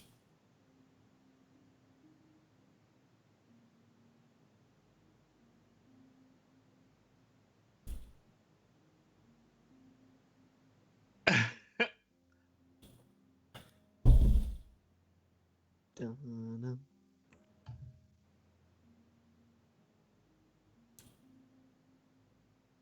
20 Dab on. She got a 20. 20? plus a D4. Sorry, I didn't realize I was still muted. No worries. Don't forget to add a D4 to that. Koshik, without issue, Yeah. Okay. you hold on to the rope, make your way down. RTM and Crowley? 22. Well, I guess after me. If you slip, I won't say anything. Go ahead. Yeah. Oh, I made the base 16. Plus a D4, because why not? 18. 18? Yeah, without issue, you make your way down. Go ahead, RTM, last but not least. That's a 4. With It's it, okay. Oh, With there's a bunch of us advantage? down here to catch you. So don't forget to roll a D4. yeah, roll your. Guide yourself. You No, I can't- cast guidance from a distance.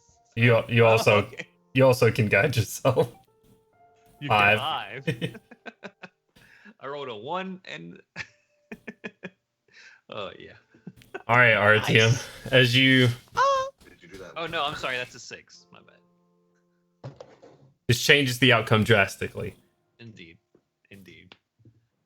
As you start to make your way down, you get about halfway down, and then you sort of your foot slips from up under you, but you catch yourself, and then you go for the next one. Your right foot slips, and you pull on the rope to brace you again, and the top of the rope just snaps the top of the stalagmite off, and you start sliding down this rocky surface.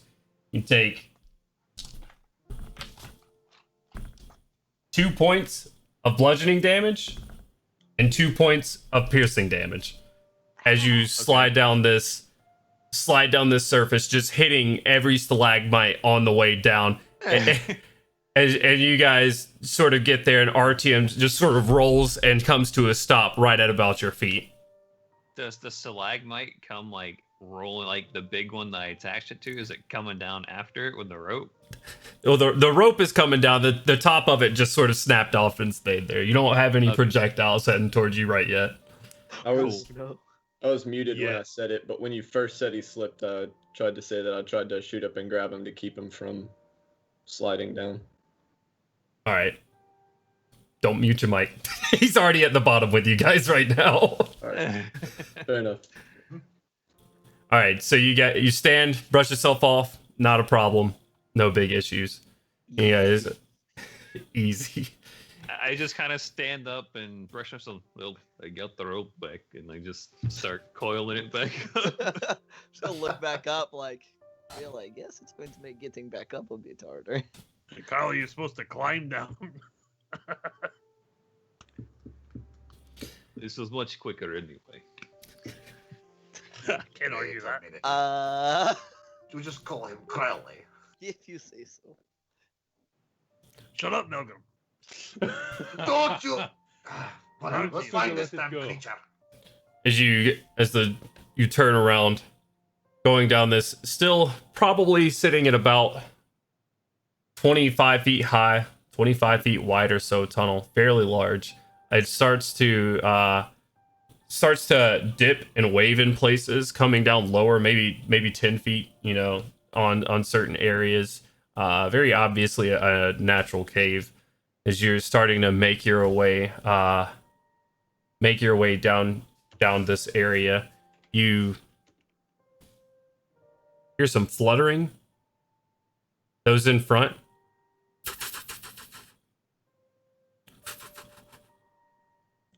Huh.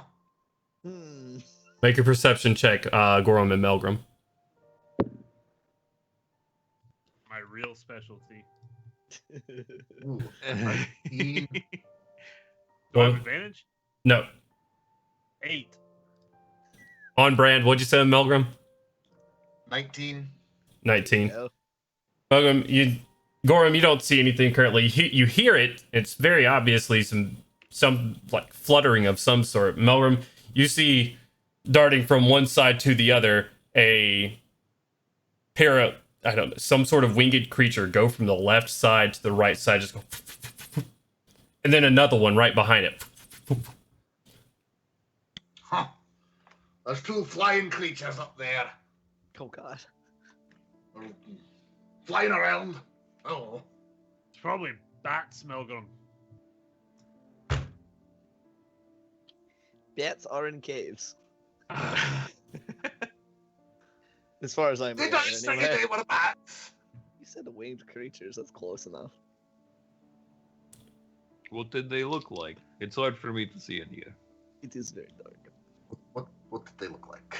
It's about all you saw was some sort of winged creature, some sort of main body with two wings on either side. Smaller. I mean, as far as size goes, maybe that big. Oh, so they could have been bats. Could have been. Yeah. I Yeah, it sounds like that's probably bats. guess, yeah. Thanks for the description. Melvin, you are being overly paranoid. I was just like, Everything's fine. you know, Let's just keep going. I Don't think let it's them land on paranoia. your head. And Milo, didn't you say that you could make lights with like touching things? Yeah, they're not really bright though. It's like about 10 feet. Can you light? I'll just like pick up a rock off there. Can you make this light up? Yeah, 1 second. And I'll fiddle with it and do whatever sciencey stuff to get it all glowy. Hand it back. There you go. I'm gonna throw it at the ceiling of the cave to see if we scare any bats. Okay. Oh shit. You throw it up there. It hits a couple of things. It's not very, very tall past this point. It kind of does slope upward out of your from a dip that you're in currently. You hit the top of the ceiling.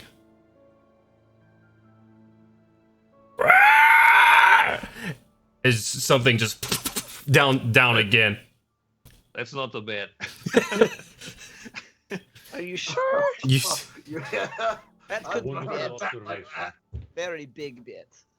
you see Angry. one thing fly down towards the rock and just screech back up to the top. Let's not throw any more rocks. It's just What did this thing look like if anyone could see it? I'll give Gorum and Melgrim another perception check as they're in front. I'll give Milo one too because he's 7 foot tall and can see over their heads. I didn't mean technically all of us can see over their heads, but none of us can 24. see Yeah, past you know, we can Milo. 24. Almighty 10. Nice. 24, 20. 20. You guys at the as it gets close to the rock, it's a little bit larger than a bat would be. Its body, I mean, even with these good rolls, as it just sort of glances by the rock, its body seems bulbous in nature, like it's if a bat had its wings turned sideways, it would be flying like that because the body seemed to be perpendicular with its wings versus just in line with it. Then instead of what you saw of the wings, it wasn't dark black. The wings were like reddish pink colored. Yeah, you hear like the whirring of gears as the little fire cannon pops up on the right arm. Like, nope. Well, didn't you go see what that was? Nope. A clusterfuck. That is not a very helpful description. I don't know what that looks like. Nothing in particular. Like a I'm gonna stand freakish there for bat like that's not a bat. Like some kind of, I don't know, abomination or something. well, how many times can you do that light thing? Got little As many times as you need me to.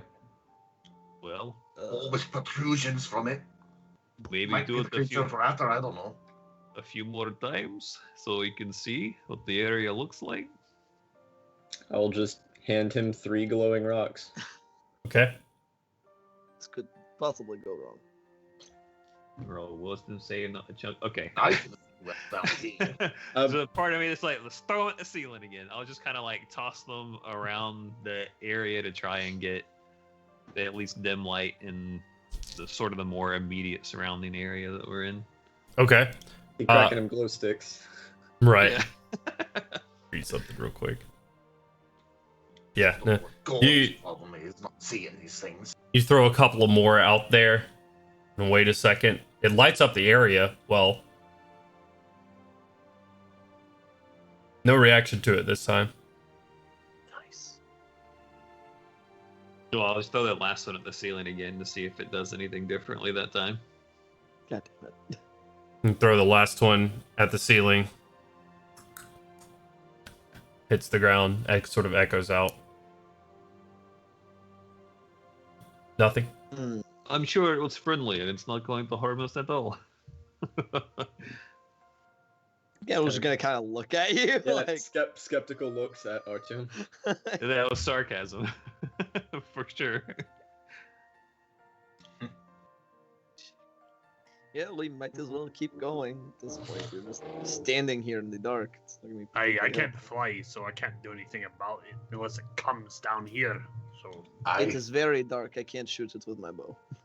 Well, it did kind of sweep down at the light the first time, so I'm sure you'll get your chance if it attacks this corner. I won't see it. I don't know. Oh, Gorum. Yeah, he probably won't. Blind. You're a Only got one paladin. eye. You're supposed to have faith in these kind of things. Good lord. So are you continuing on? Yeah. Yes, Alright. proceed. All right. Gorum, you sort of step up on this ledge where it lifts up a little bit from the divot. You kind of look up to your left and to your right. One by one, you sort of step up here. And the cave sort of slopes up on its sides and a little bit taller, maybe 45 feet tall here, where you have just these shelves off the top sides where the top is just kind of going back into dark ways, dark like crevices on the sides, keeping your eyes out for whatever might be coming your way. And Gorum sort of just keeping an eye out up front. All of you. Last one, Artyom finally pushing your way up, and in the darkness of one of these crevices, you just see blink open 2 pair of bright red eyes sort of glowing in the dark, looking right back at you, Gorum. Well, can you see those eyes now, Gorum? Now's not the time. As soon as you two have this exchange, you see another pair open, Oh Jesus. and another pair on the other side from that, and another pair, Oh, and another pair. You look around, you have red eyes on either side of you for a while. There's a lot of things looking at you currently. Oh no. And that is where we're going to take our break. we made a mistake. may have made a mistake.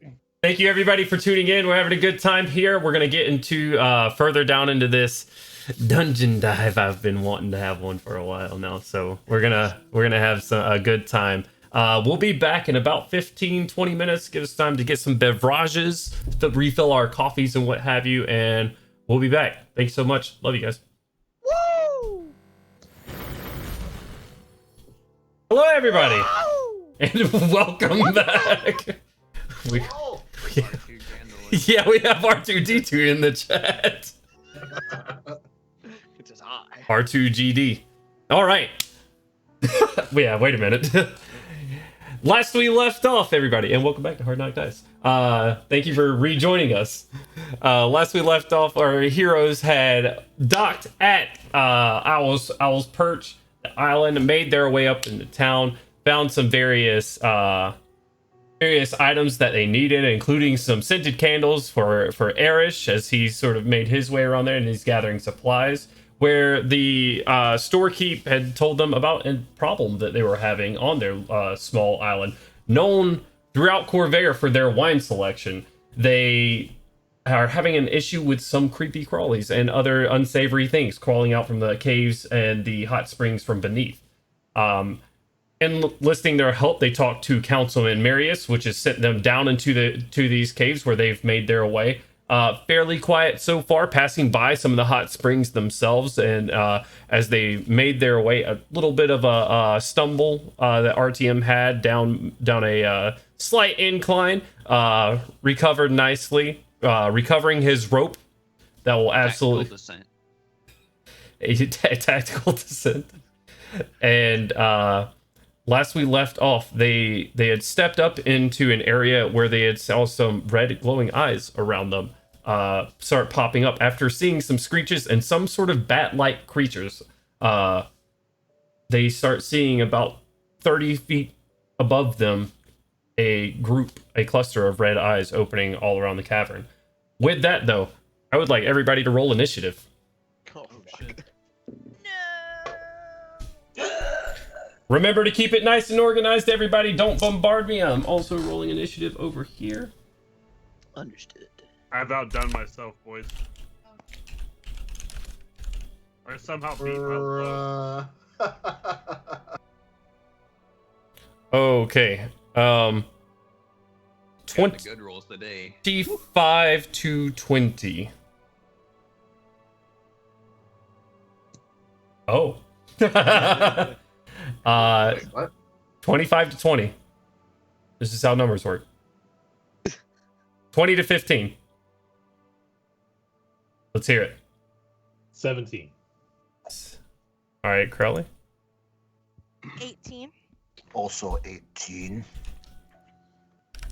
What's your dexterity, Koshik and Gandalin? Mine's 2. Oh, I'm sorry, not Gandalin. Melgrim. That's my bad. I'm reading Gandalin's name. Mine's 2. Mine is Or plus 2, I guess. So 15. 14. 15 and 14. Mhm. So Melgrim's gonna be going first. All right. What was the last thing I said? 15 to 10. Okay. Oh, yeah. All right. Gandalin and Milo. Let's hear it. 11. Oh, I also have an 11. I think Gandalin has the higher dex, right? I think so. Yes. I would hope so. Kind of horrifying, if not. Milo. All right. 10 to 5. Jesus Christ. All righty. I got a 6. Oh no. James. RTM got a 6. Word. All right. 3 to 5? Anybody left? Anybody at all? Oh, no. 3 to 5? 1 to 5? Anybody? Oh my god. I tell you, going last is just like going first next turn. You know what? I like your outlook on things. That's the glasses 1/16 full mentality right there. Oh my god. That's great. Oh my god, James. It's not an empty glass, it's just got lots of room for refilling. Yes, lots of room for refilling. This glass is so full of opportunity. I'm just this close to my next refill. Like that's what this is. Okay. Oh boy. Is Koshik returning soon? You were muted. What? Is Koshik returning soon? She's second. Yeah. She's coming right back. All right. Very well then. As you guys step out and you see these red eyes start blinking open around the corner. Melgrim, they haven't quite moved yet, but you see one get closer to the edge. Sort of not moving on legs, waddling back and forth as you just kind of hear to the edge. And you see looking down on you, not a bat, but a human head severed at the neck with large wings stitched to the side of its head. As it looks down on you, it just goes, "Aah!" What would you like to do? Avenge sevenfold window. Oh my god, that poor thing. Oh, time to put it out of its misery. Oh my who? Ah, yes. Yeah, we're gonna put it. Rage, run at it, and It's about 30 feet up right now. oh.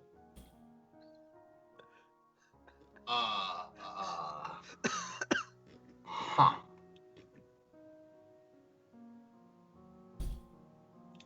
30 feet up. I don't know what I can do. Chuck it. Don't. Do you have any throwing weapons? Yeah, I guess I'll use my hand axes. Okay. You gonna make some throwing attacks with your hand axes? Yeah. All right. You run out. You grab your throwing axe out. Make your attacks towards one.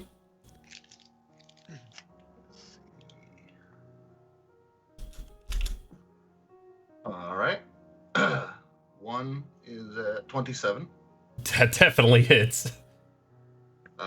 Damage of 13. Okay. And the second one, oof, unless I have advantage, is 10. No, the 10 misses. So you hit the first time square scrapes across the side of its scalp. That throwing axe is probably gone. As it just goes past it and goes into the crevice behind it. The second one hitting the rock below it. Its eyes sort of flare up red at you as it gets ready to leap off from right here. Would you like to do anything with your movement or bonus action?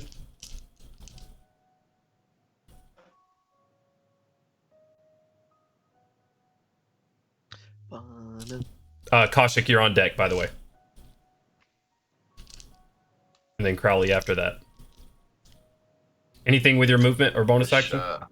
Wish I had some visuals here. Just gonna, I don't know, move 10 feet to my left. No, I mean, right now you're just sort of in this 25-foot long cave, and it just goes straight down. These things are on either side of you right now. So, are you just trying to get further out in front, or? Yeah, rage is the bonus action. Yeah, I know that. Mm-hmm. I've already raged. Yeah, I guess I'll pull out my great axe, ready and attack. Okay, pull out your great axe and brace for them swooping down on you. Koshik, what would you like to do? I'm gonna aim for one of them. Probably the one that's swooping. Okay. None of them have quite moved right now. You've seen a couple of them start to get up on the edge as you see that now, as Melgrim has thrown his axe and hit one. You see 7 of them start peering around the sides and start looking around as these things get closer to the edge. Alright, well I'm gonna go for probably the same one since he's already got a little bit of damage. Okay. I'm gonna hit him with a good old guiding bolt. Absolutely. Nice. Go ahead and roll. I am. For some reason my rolls are taken. Roll 20 having some troubles. Entirely possible. Okay, she is an 18 for for on the right a 21. I don't know which one to do. You take the first one. You don't have advantage on the tag. So 18 still hits though. Go ahead and roll damage. It's 13 radiant damage. Okay. Nice.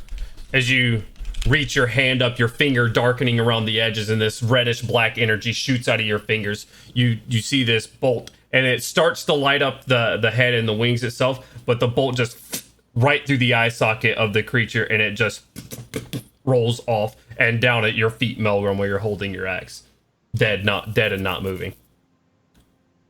All right, Crowley, it's your turn. Crowley is going to recite a tale. We'll see which one. Oh, the tale of the beast. Yes. So he's going to whisper into his hand, and a spectral like creature will rush forward and cover Melgrim, giving him advantage on perception checks, but also attack rolls against a creature if another enemy is within 5 feet of it. Very weird, but that's how we're rolling. Okay. All right. And that'll end his turn. All right. It is now their turn. As these things group up on the edge, and all of them, just in unison, swoop down at all of you. I'm gonna need, and they you see as they're flying towards you, these burning red eyes looking at you guys. Their jaws hang low and extend just a little bit too wide, as if their jaws aren't connected and hinged, and they go. I need everybody to make a Constitution save for me. Oh boy. 14. 22. Oh, a 20. 17. Natural 20 plus 1.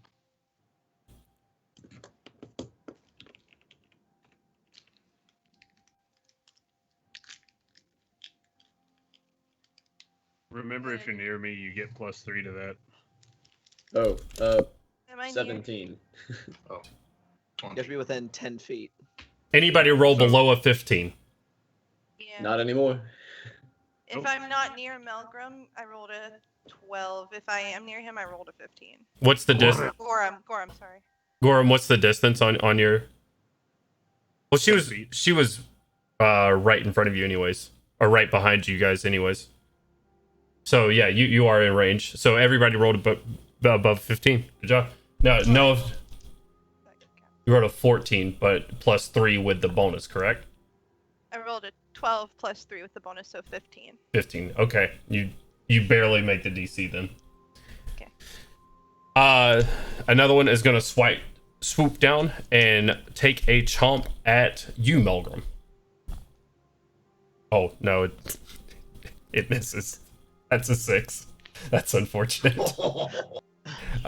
One just comes back, and you see it swooping down, flapping these wings. It's just kind of sewn into its cheeks and up by its ears, come down and try to bite at you, just sort of dodging out of the way of it. The third one is going to come down and take a swipe at you, Kaushik. Does a 14 hit?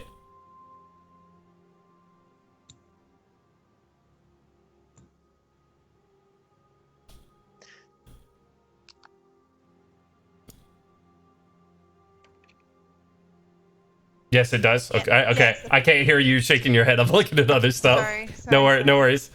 All right. You are going to take 6 points of piercing damage, and I need you to make a Constitution save for me. Okay.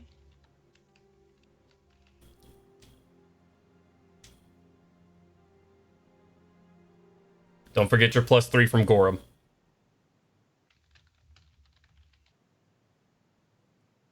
19. 19. Just fine. One comes down and bites you, catching you on your neck briefly, and just shrieks right by you and sort of floating right there in front of your face now. A fourth one is going to come down and swipe at Artyom. 17. is a 14 plus 5, so that's a 19. He hits me. All right. RTM, you take 6 points of piercing damage and make a Constitution saving throw for me. How much damage did you say for me? I'm sorry. Was it 6 as well Si- or 4? 6 points. 6? Okay, cool. Thank you. 17. Shrug it off just fine. Same thing. Another one shrieks down behind you, grabbing you on the back of the shoulder. You spin around, throwing it off of you, and it's just sort of sitting there screaming in your face. Like these things are as terrifying as they are. They also look fragile in their nature. Like they aren't. It's obviously an abomination of some sort. All right. It's gonna bring us to the 5th one.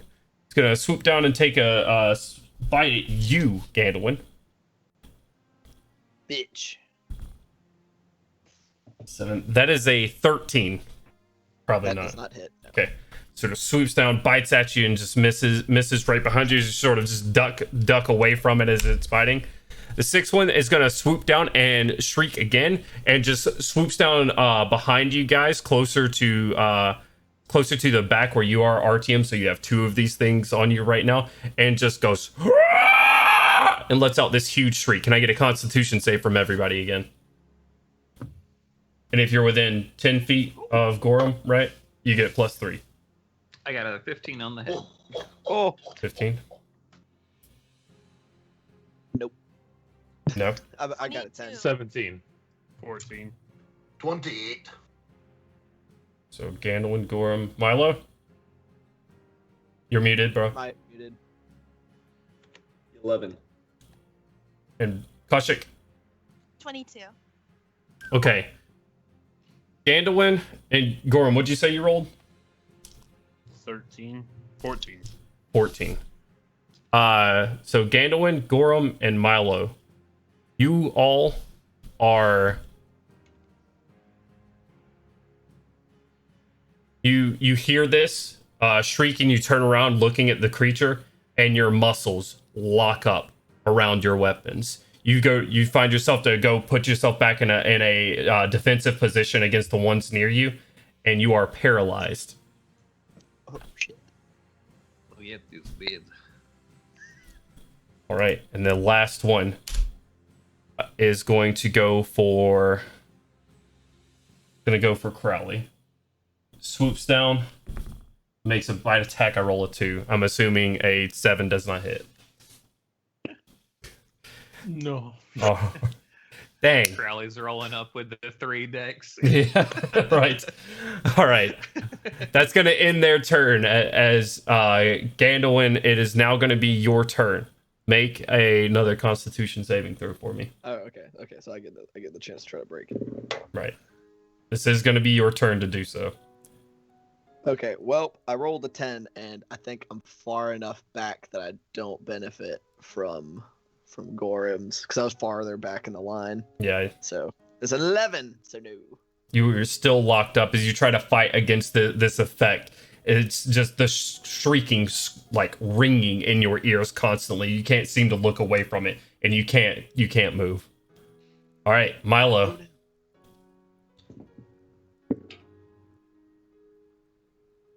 And I'm still 10 feet away from James. Yeah, you're right. You're right behind him.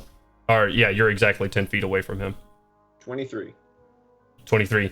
You're able to break away from the paralyzation. You can move your muscles again. Sort of catch your breath, look around. That's going to be your turn. I still have my homunculus. Okay, go for it. Have it dismount and fire its little beam thing at the nearest head. Okay. Go and roll your attack. So it hops off, kind of unfolds its legs and lifts up and fires a little shot. That'll be a 13 plus. It'll be an 18 total for the attack. 18 does hit. And that will be 6 damage. 6 damage, all right. Shoots off its little beam, hits it in the wing. Just it's still floating there, and still it's right there in front of you, actually. So it hits it right there, and it's still just floating there. Is that going to be its turn? Are you going to send it anywhere? Yeah, no, it's just gonna stand next to me. Perfect. All right, Artyom and then Gorum, you're on deck. Is it still only wide enough for a single file? No. This part's about 25 feet wide. Okay, and Crowley does not seem frozen, correct? Make a passive perception check. Just 18. It's not gonna take you. Not your passive perception. Well, I'd say with a high, you have a high enough wisdom. Yeah, Crowley seems to be fine right now. He doesn't seem to be locked up. I will reach over, and I think Gandolin was the next person in line, and I'll step up and hit him with lesser restoration. To Okay. hopefully cure the paralyze on him, Okay. and just sort of throp my dagger like in his hand as he's trying to come to. Okay. And then use my bonus action then shapeshift into a giant constrictor snake. All right. That'll be my turn. So yeah, I'll just kind of hand him that and then Gandolin, you feel a slight hand on your shoulder, and as you do, you come back and you have control over your muscles once again, and Artyom has sort of like haphazardly put this dagger in your hand. So, yeah. All right. And then you just expand into your giant constrictor form. Sorry, I was looking to see something. probably halfway looming over Crowley or something along those lines. Right, you're taking up backwards out the back of the cave. Yeah, you're taking up again. a large portion of this tunnel. Even though it's 25 feet wide, you're probably a 50-foot snake or so, and you're a very large creature. So you're taking up a good portion, and it's not the most comfortable either, as parts of your body go over sharp rocks and crags and stuff. All right, that's gonna bring us to Gordon. You have a couple of them flying around you right now, just and you need to make a Constitution saving throw for me. I didn't make that. All right. I rolled a 5 plus 3. You stand there, your muscles still locked with your weapon in hand, unable to move, unable to attack, as this one that was sort of just screaming, flying, and looking into your eyes. All right, that's gonna bring us around to Melgrim's turn. What would you like to do, Melgrim? Oh, all right. We're gonna bring my great axe around and hit one of the creatures that surround me, brother. Yeah, you turn around, your brother in the middle of just staring up at one of these things, unmoving, sort of like just in this defensive position, with his hammer out. You turn around and it's Don't worry, brother. I'm gonna help ya. he can't speak, unfortunately. All right, go ahead and make your attacks.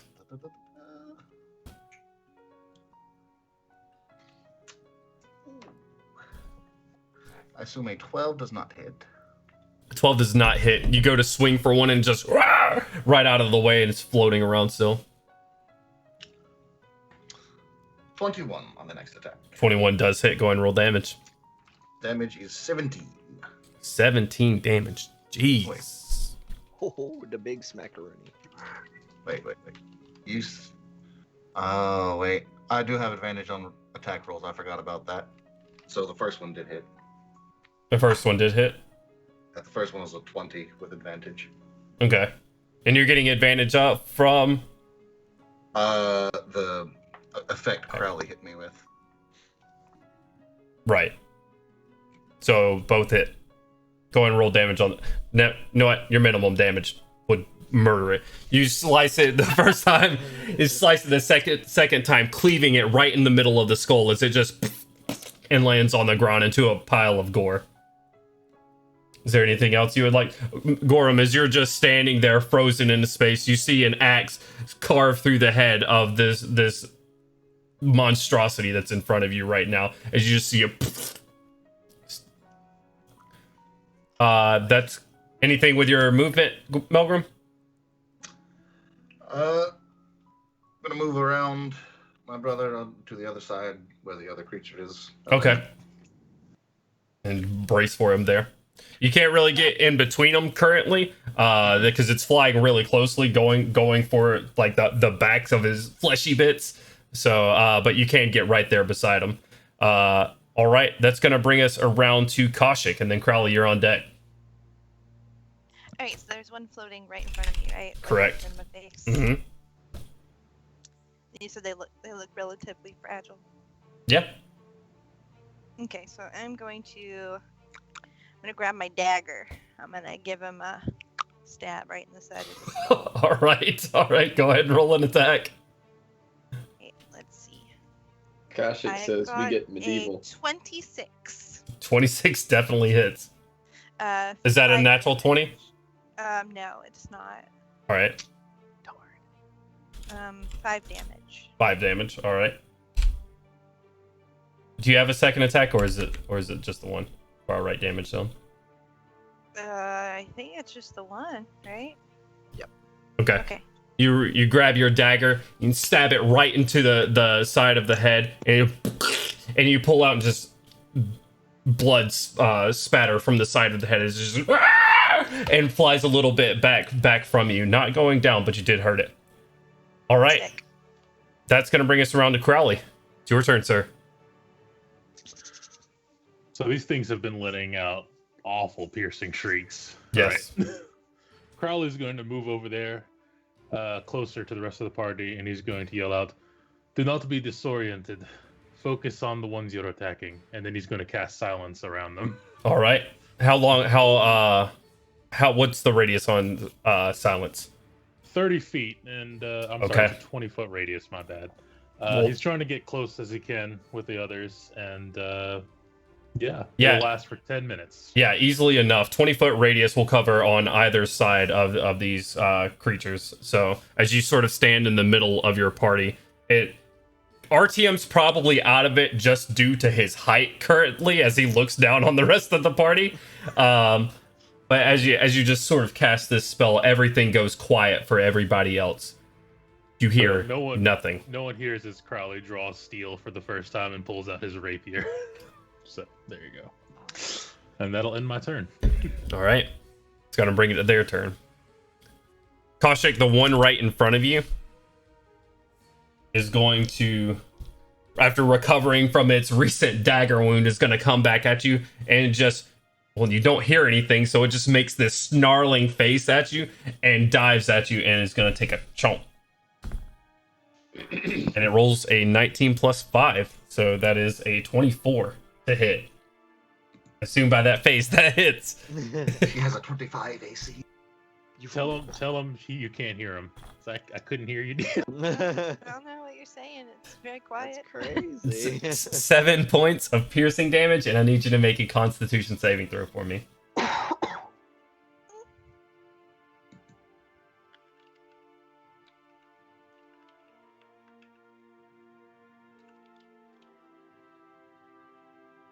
Oh no. It's a 7. 7. As it bites you and bites down, you feel it's just saliva running over your neck as it just, again, it is disorienting as you can't hear anything, but it rips into you. You just feel the wet, the combination of your own blood and saliva being mixed. You are poisoned. And I will, you are not? Are you immune to poison? No. Oh, I thought you had something. I thought you were about to say, "Eat that, DM." I'm fucking not poisoned at all. But you are poisoned, which means you had disadvantage on attack rolls and ability checks. All right, that is gonna be his turn. We're going to go, Milo, the one that you shocked right in your face, is going to.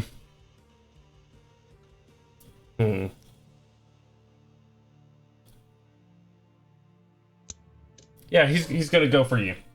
He's gonna come chomping at you. I didn't bite him the drone did. Or shooting. You know what? Good point. It's going to come after your drone. No, it's going to come after you. I assume that a 12 does not hit. No. Okay. All right. Well, monster number 5 is going to go for Gandalwin. Bitch. Again. 20. That does hit. All right, Gandalwin, you take 6 points of piercing damage. Ow. And then I need you to make a Constitution saving throw for me. Fucking god damn it. God dang poison. If you fail after I It's just 6. She son of a bitch. I have a +1. After Oh, that that's damage, terrible. you feel after it bites you, just feel it slobber all over the wound. You are poisoned.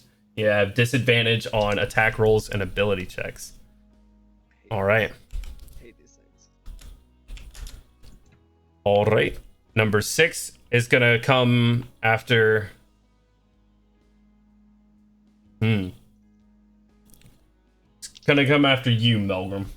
It's gonna. Yeah, come at me. You got one flying from the back as another one follows. That's gonna fly up and over and try to bite you on the with a nat 20. It does.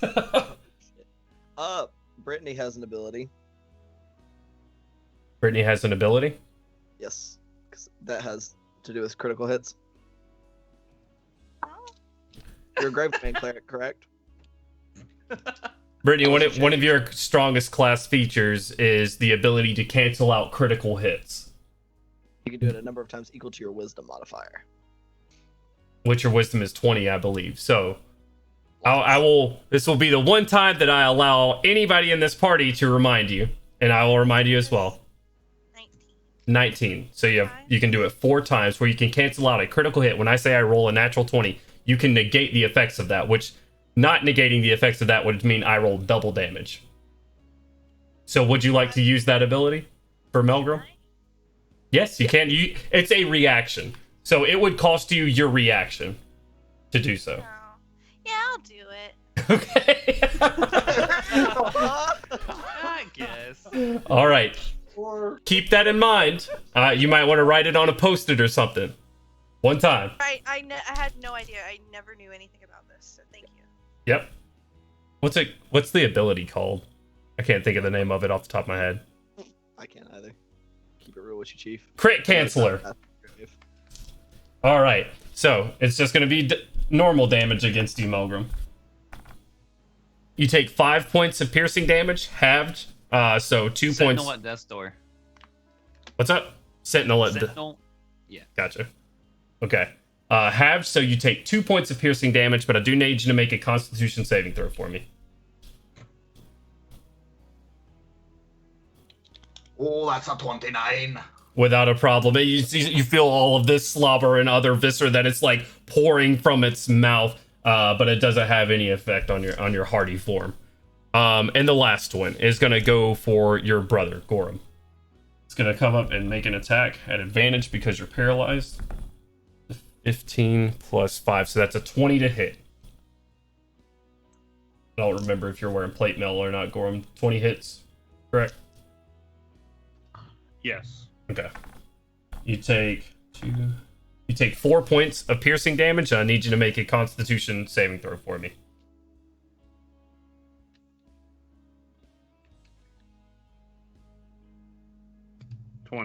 Not natural, but Yeah, you feel the same sort of thing still frozen here in your form. Slobber and everything dripping over this bite wound, but not an issue. Gandalwin, it is now your turn, and Milo, you are on deck. Go ahead, Gandalwin.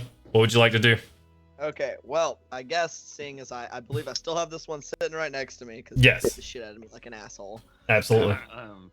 And then I have a dagger in hand, so I'm gonna lash out with the glowy dagger Okay, go ahead and make your attacks. rather than. And I am going to flurry of blows as well. Wait, did he get unpoisoned or I can still attack. did you get poisoned or did you get I got paralyzed? poisoned, not paralyzed. Oh, Yeah, okay. these are just at I can just attack disadvantage. at disadvantage. Right. So First dagger hit. God, all it avoided was getting crit. That was gonna be a 23 to hit. 23 does hit. Okay, so first hit is gonna be 3 plus. Oh gosh, darn it! A whopping 4. So that first was be 7 damage. 7 damage. All right. Second dagger hit. Oh, it's probably gonna be a miss. Was a 6, 7, 13. 13 misses, unfortunately. Misses. Okay, then first unarmed strike Okay. will be a 16. 16 does hit. Yep. So that is gonna be, another 9 bludgeoning damage. All right. Okay, and then last unarmed strike. Monks.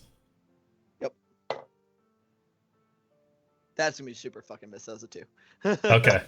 So you make your attacks as you just feel this pulsing throughout your body, causing you to miss an easy target that you would normally hit with this dagger. But as you do, you just feel this reeking pain just course through your shoulders and arms as you go to reach out and stab it, hitting it twice, dealing a good piece of damage on the 2 attacks you do hit. You hit it twice, and it's still flying, but barely. You stab out one of its eyes, and it just pulls back and recoils from you as it just looks up from you and just sneers back at you, slobbers spattering from its mouth. The entire time, mouth is moving, and just a string of expletives that are just into the void because there is silence. Exactly. After I attack, I would like to kind of rotate around it, so that would put me closer to my companions that are in front of me. Okay. Doing my best to not, I guess as best as I could judge what would provoke it to attack me if I got too far away. Okay, yeah, no, you keep kind of just rotating around it. Right, you keep in distance with it, just sort of guarding off as it tries to make a couple of attacks. So you just sort of blocking it with the dagger in your arm, knocking it out of the way. It, like I said, it's on its last leg, blah, blah, blah. On its last leg as it makes its attack. So they're fairly easy to deflect right now. All right, Milo, it's your turn. Alright, now that I've kind of broken free from the paralytic effects, it's completely silent. Gonna aim my arm cannon at the one that's directly in front of me. Or how close is it? Is it like in the air or? It is in the air, but it is right in front of you. It is within striking distance. Oh yeah, no, fuck that. We're giving it the 1-2 punch then. All right. You don't hear. You expect to hear the whirring up of your gloves as they get ready to deliver these blows, and there is dead silence. First is a 12. 12 misses, unfortunately. It just as fragile as they look, they do seem to be very nimbly. Alright, well the second's a 19. 19 does hit. Not that nimble. Not that nimble. Sort of nimble, not that nimble. 9 points of damage. Ouchies. It is still up. And as you just cold cock it right in the jaw, the low-hanging jaw that sort of just extended earlier, just off to the side, is just sort of loosely hanging there now. Alright, and my drone rolled a 22 on its attack roll. I'm guessing that's a hit as well. It does. 100%. And 5 more points of damage. Oh. Barely hanging on to life, this creature is just sitting there, floating there, one wing sort of half keeping it aloft. It is on death's door, but still there. Okay. Artyom, it is your turn. As in your huge snake form, as you just look at these things just sort of fluttering all over your party. Okay, I have a. So you said that they were crawling down from above us. Were there like cracks or crevices up towards higher in the ceiling that they were in? Yep. And how wide is the area that we're fighting in? 25 feet. 25 feet across? Yes. Or 25 feet length, or both? No, the hallway continues down until you can't see anymore currently. But it is 25 feet in width where you are right now. Okay. In that case, I will go towards the most healthy looking one and try and give it a big old snaky chunk. Okay. Those will probably be the ones that just snuck up onto Melgrim and Gorham up front at the front of the party. So you go up and you go give it a chomp. All right. They're going to be like jawbreakers to you this size. Yeah. 20 total. 20 hits. All right. That is 14 damage. Ouch. Okay, and it's restrained? No, I don't think I can constrict something like that, so I just gave it a chomp. Does it, I mean, do you have a size limit? It's not, I'll say it like this in D&D speak, not in character speak. It's not immune to restraint, but it is a small creature. Right. I just feel like it would be kind of weird as a 45-foot long snake to try and coil around something like... It wouldn't be coiled, it would just be caught in your mouth. Oh, I mean, well, if you want to give me 2d8 instead of 2d6, I'll take it. Sure. Okay. That's less damage. 12. You bite the creature, holding on to its mouth. It is currently restrained. Doing so, do you keep... So you strike out and you have this thing in silence. Do you recoil and move it back any, or do you keep down there right next to your party? I will actually... Gorham's within range of me, so I will keep it in my mouth, like give it a chomp, and then put my nose all the way to the dirt and partially like let one of the wings in its head so that I just still have one of its wings in my jaw, so that if Melgrim wanted to just smash the shit out of it with super advantage, he could. Okay, I like it. So you bite out at it, striking out with your form, and you end up grabbing it by the wing. It's still staying aloft with one wing as that just flutters desperately against it, and you bring it and you move it down onto the ground as it still tries to fly off the ground. Melgrim, just sort of at your feet, you see RTM snake form bow to you with a nice offering at your feet. All right, that's going to bring us around to Gorham, sir. I need another Constitution save. I need you to make a Constitution save. Hey, I made the one that gets the poison. Make this one. You got it. 16? You barely make it. As you finally, your muscles come back to your control. And you look around and you see one fluttering around right in front of you that had just bit out at you, and you see Artyom with one in his mouth down on the ground. But that's going to be the end of your turn, unfortunately. Melgrim, you see this nice plump offering that Artyom has brought to you. Go ahead. Go ahead and make your attack. Well, there is two. I'm going to tempt you here. There's two. There's currently one floating around your brother's head who is just shaken out of this paralyzation. And He'll be fine. all right, make your attacks at advantage. Why, thank you. I'm saying to nothingness, I guess. No, you say it. It just, you don't hear anything. 24. 24 hits. Smack. 11 damage. It's dead. As he holds it down to the ground, you take your great axe, slamming it down, just splitting the skull into RTM. The fluttering that was going around in your mouth just stops immediately. All right, you still have one more attack. Can I Yeah, swing around and try to... you turn around and hit the other one that's right in front of Gorham. Go ahead.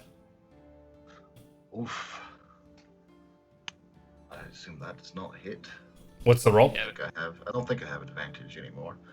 9. 9 misses, unfortunately. As you go to swing wide on the other one, it just... with no sound, though. I gotta stop making sound. I'm gonna mute myself every time I do it. It's just so fun to make that noise, though. It just... exactly. As it swoops back and then starts flying above your head. All right, Kaushik. It is now your turn. Am I close enough to Gorham still to get to the one that's on him? Yeah, you're right up there with them, so you can. Okay, I'm just making sure. Mhm. Wait. I guess I'm gonna give it a stab with my dagger. too. You're gonna give Just it gonna give another stab. All right, Yeah, go for take it. a stab. All right, here we go. Where the heck is? This one is the freshest looking one. This one has not been hit yet. Oh, well, I rolled the 8, so. You go with the dagger. You flip it around in your hand. Interesting point of order, Kaushik. What dagger is this? The dagger that I have in my, that I had in my. Okay. Just a question. All right, It's just my dagger, man. you pull your dagger out and go to swing at it. Same thing. It is ducking. This one not being hit yet. Still quick with its wings and everything. Anything you want to do with your movement or bonus action? I guess not. There's nothing I really can do. Okay. That's gonna bring us around to Crowley. So Crowley is going to see there's still a bunch of these bat-like creatures in the air at all. There are currently 1, 2, 3, 4, 5 of them are still up. Okay. Oh, I just want to the know. last one. Yeah, I want to know if they were just high up, like outside. No. All of them currently are within melee distance of your party. Okay, well, you know what? Let's try the first melee swing for Crowley of the game. Let's go. Let's see it. That means failure because I hyped it up so much. Well, so at the front of the line, I assume you're not going up there to swing at that one. That is all of these on the back. There have been stabs made, and all of these have been damaged. So you're just gonna go for the closest one. Just going for the closest one. All right, go ahead. 15. Barely hits. You reach out with your rapier, lunging forward. Go ahead and roll damage. 11 damage. You lunge forward and right through the edge, and then your rapier gets really heavy at the end of it as you skewer this thing through its eye, and it's just sort of as your rapier drops to the ground, it just off the end of it. You're good. Like anyone looking at Crowley's gonna see him shrug, which is probably impossible because it's all silent. But he's gonna be like flick and move closer toward the rest of them, just to the next one, just in case. Okay. Try to surround it, Right. That'll end his turn. Okay. That's gonna bring us to their turn. The third one. Seeing everybody moving again, I'm gonna roll an intelligence check for him. You see the first one go and let out a huge nothing as nothing happens from his mouth. The second one, who is currently on you, Milo, is going to swoop down again, trying to, and it's just sort of like pinging against your armor mostly. It's going to, oh, Jesus Christ, make an attack against you with a 16. 16, it just sort of pink right off your armor and gets to the other side of you. No effect. Let's see. This one is on Kaushik. Kaushik one's going to swoop around behind you. Now that since you turned around to face the one that was looking fresh up near Melgrim and Gorham, it's going to make an attack against you. All right, that's a 3. I assume 7 does not hit. No. I'm sorry, not 7. 8. 8. Does 8 hit? No. All right. Swoops by you and misses. The one by Melgrim and Gorham is going to go for... They're not going for any of that RTM smoke. It's going to go for Melgrim. They don't want Can the you snake blame smoke. them? And rolls a natural 1. Can I please... Like... Where are those natural 20s? I say they have a strong opening. And... Hey, I don't want to hear it. Yeah.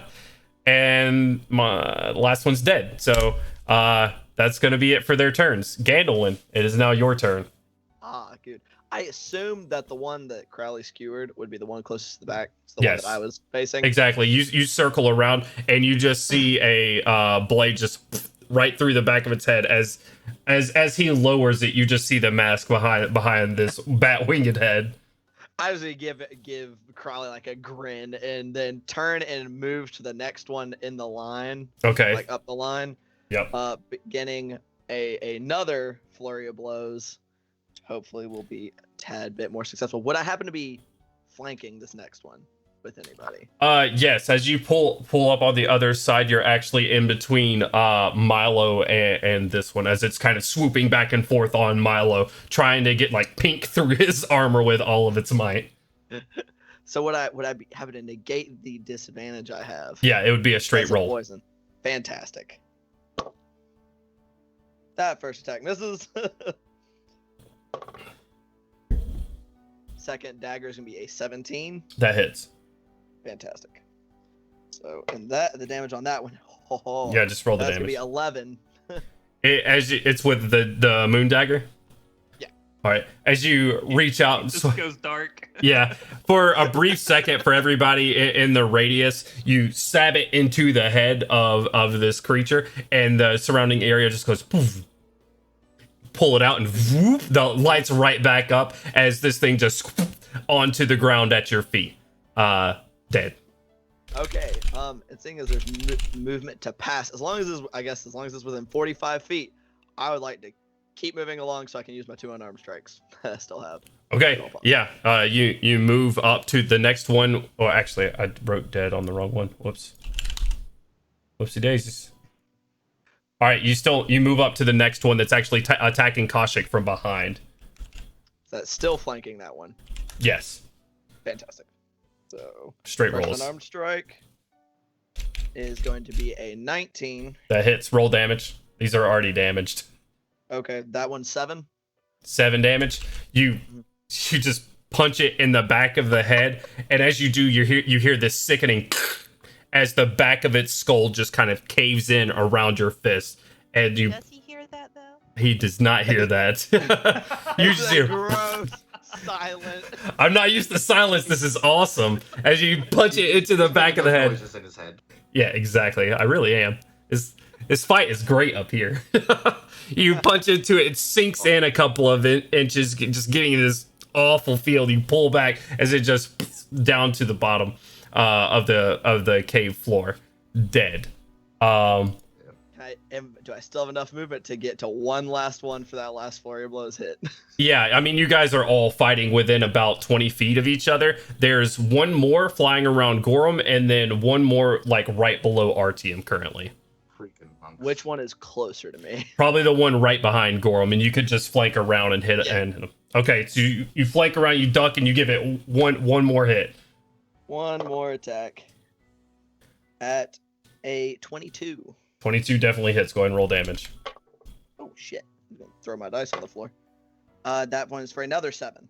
7. Points of bludgeoning damage. You hit this one coming around with an uppercut around Gorham, hitting it. And it does a spin in air, but catches itself still flying. That one is still up.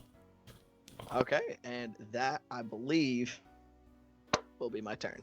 Okay, it only took forever. No, I'm just playing with it. I'm just like, all right, Milo, it is now your turn, and Artyom, you're on deck. All right. The one, so the one in front of you is dead, or that was in front of you, trying to kind of like ping through your armor, died as Gandalf stabs it in the head. There is one more on Gorham and one more just right under Artyom. Those are both within 30 feet. Yes, your mic got super quiet for some reason. But yeah, they're both within 30 feet. You guys are all fighting within about this 20 foot area.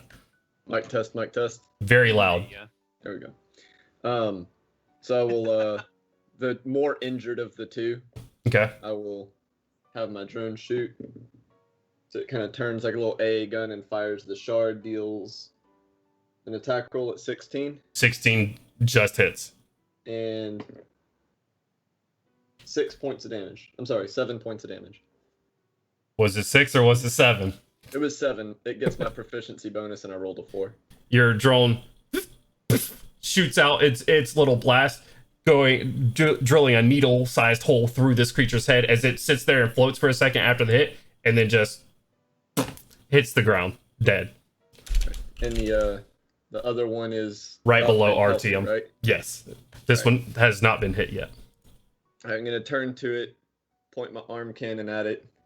Even though it's completely soundless, there'll be kind of like a concussive thump.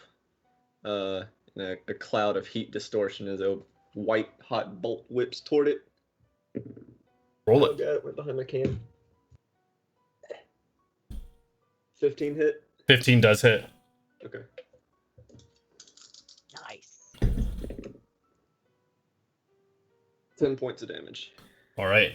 This white hot bolt just hits it in the back of the head. It is it's still in the cone of silence, so you don't hear anything, but you just see the hair singeing up from behind it, burning, still head full of hair, and well, was until you hit it with that. And as you smell as you hit it with it, interesting, you can't hear anything, but the smell of burning hair definitely hits your nostrils right here. All right.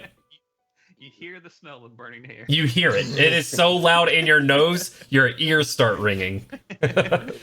All right. That's what I got. So. All right, Artyom, it's your turn. You only see one of these things left, just sort of burning at you. Yeah. I probably pull up from Melgrum, smashing that one that I kind of was holding down for him, give him one of the little big snake grins, and then see one of them like literally in my peripheral just get lit up, and just go snap on him with a 21. 21 does hit. And so there's like a little bit of smoke coming out, and instead of like a normal grapple, I have like the mandibles in my snake form. I'm just gonna have the mandibles sneak into the side of my neck and try to like pincer him for the damage. Okay. All right, go and roll. Wow, that is 7 points of damage. 2 and a 1. And then with its head kind of impaled on the two mandibles, I will unhinge my jaw and open it wide for someone to finish off. Okay. You snap down on it, engulfing the entire head, pulling it back up, and using the mandibles inside. But in spite of this, knowing that it should be dead, you still feel in your mouth this struggle going on as you open your mouth for everybody to hit someone to hit it. You guys see just in the maw of Kent flying against all of his teeth and mouth this last one, and that is going to bring us around to Gorham. Your turn.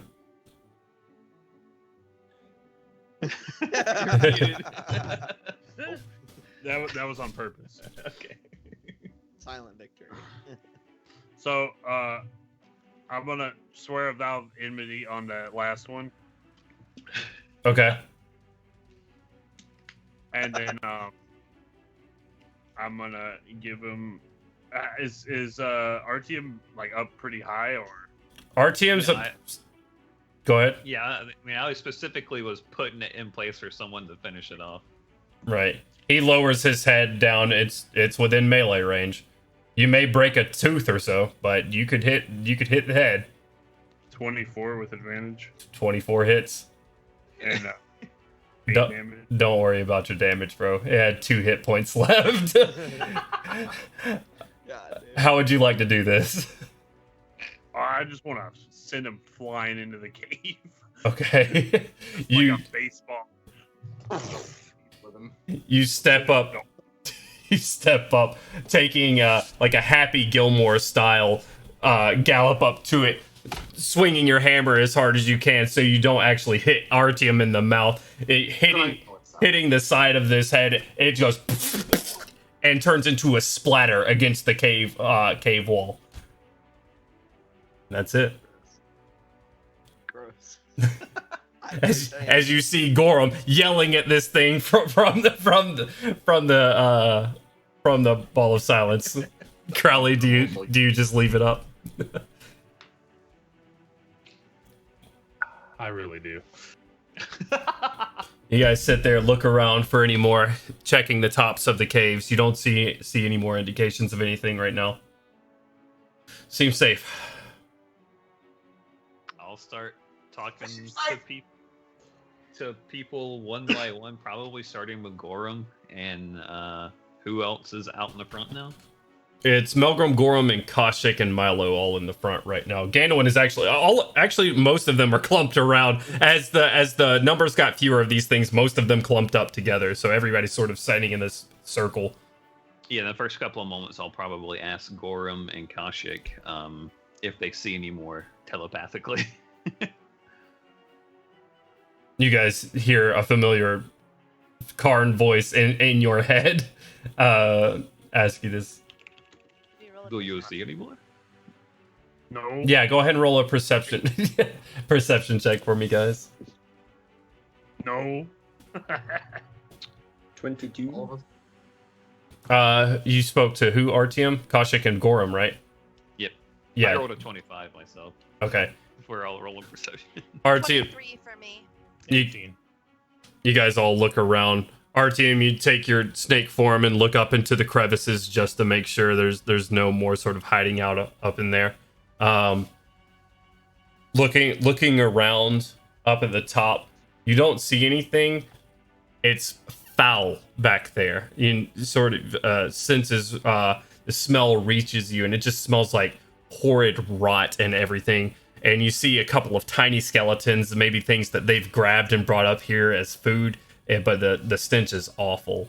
Currently, you don't see anything else moving though. I will. How many bodies did you say are up there? No, just tiny bones. Oh, Like- tiny bones. yeah. Okay. Tiny bones and just like smattered. It just looks like rot up there, really. Okay. All right. Yeah. I won't really pay it too much mind. Okay. Yeah. If that's that, then I will start slithering ahead, sort of keeping to one side so people can come along next to me if they want to. Okay. You start slithering ahead on this cave floor, taking up much more space. How long does your form last? 2 hours. 2 hours. Okay. You guys start making your way up through this area. As soon as the rest of you start moving, 3 hours. Okay. Sort of as soon as the rest of you start moving through, finally getting onto the edge of Crowley's silence, you start to hear armor clanking and just the panting of the battle going on. You're able to hear your party again. Probably give a little jump when it happens, like, oh God. Y'all gonna hear like a. You Because finally Daniel's been killed trying to one, figure out why fella. he can't hear anything. As we walk forward, he's like snapping, like kind of banging the dagger on like the wall, like what the fuck? Goodness, Gorham, how many did I have to kill before you got into the fight? I almost fell asleep there. Oh god. Ganolin, as you're sort of just snapping and tapping on the wall with the dagger, nothing at first, just pink, pink, pink, pink, and you're like, oh, jeez, it's a. Ah. Yeah, I'm like, my goodness. I don't think I was ever going to be able to hear again. Can I cast Cure Wounds on myself? Yes, you can. I got fucked up. If you don't forget, you can cure poison as well. You've got quite a lot of tricks up your sleeve, Crowley. Crowley, did you do that? It's very I did. eerie. And they come in handy from time to time. Aye. Strange fighting in complete silence. I tried to give as much warning as I could. I apologize. Shrug. It works. It was disorienting at first, but I think I understood what you were supposed to say. Catful. Milgram's being attacked again. A small feline jumps out of a crevice onto Melgrim. Anyways, you do have multiple members of the party that can cure poison. I'll say that. Several of you are poisoned currently, I believe. And it was just kind of, yeah. Whatever those new things had in their mouths, it's making me sluggish. Just kind of like rotating shoulders and stuff. Cause it's kind of, I'm imagining it's just. Ugh. Do that as those who can cure poisons will. One day I'll be immune to poisons and. I had to get it in while I could. One day I'm just like smell like bitch in here. Like hit him anyway. We were talking about leveling up too much last night. Hey man. So there are people casting cures on. Yeah, that's what I'm trying to figure out. Brittany's trying to figure out her stuff. It's lesser restoration if you have that prepared. Lesser restoration gets rid of poisons and stuff. If she's wanting to heal hit points, she's wanting to do cure wounds on herself. I'm doing both. I already did the cure wounds. I'm about to do the lesser restoration. Okay, you're casting that on yourself. All right. And cast lesser restoration on yourself. When you do this same sort of energy surrounding you and sinking into your form, and you feel the pulsing pain that was just wreaking your body sort of subside after a while. All right. And I gained 7 hit points back. Nice. Woo! Gandalin, I believe, is the only one still currently poisoned. Yes. As you make your way, sort of just in pain. The extent of this poison is just putting your body in pain. Your joints ache when you twist, and you just every now and again feel your entire body as if your veins are starting to constrict, and you can just feel the blood like being forced through them. Just I'm gonna Lester restorate him too. okay. Yeah. Go. And Got you, fam. she taps on your shoulder, and you. It's a little bit better. You guys kind of rotating my shoulders like, oh, it was awful. Thank you. You guys make your way further down into the cave, unless anybody would like to do anything with dead heads or otherwise. Absolutely not. Okay. Well, I would like to inspect it, like not picking it up, but kind of getting a close look. Okay. Make a dexterity saving throw. No, I'm just playing. Go ahead. What are you trying to figure out? They had described the larger monsters as being patchwork. Mhm. I was gonna see if these are the same kind of gig, Yeah. or if it's a different creature entirely. Go ahead and roll an investigation check.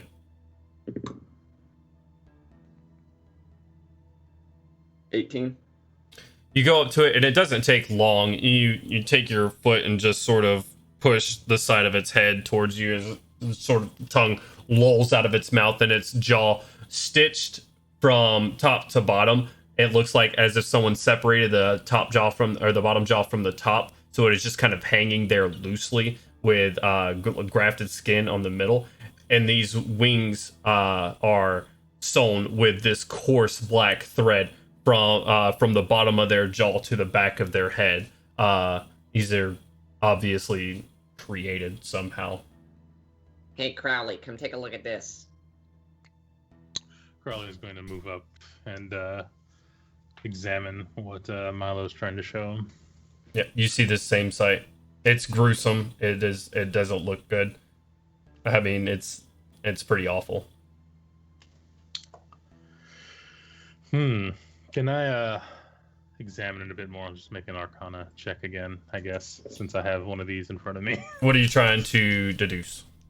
Or what are you trying to figure out?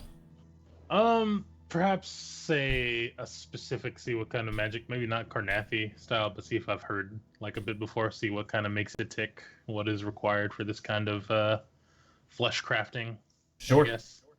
And we shall roll. Ha! A 1. Nah, you're not exactly sure. You'd look at it for a while. I mean, surely something with its head removed would be dead, so you're not exactly sure what's going on with this. I cannot seem to glean anything from this. Just gonna like move the body around, see if there's any work on it at all or anything. That failing that, he just wants to see how long this body's been here, I guess. This body or the head? I'm sorry, the head. Okay.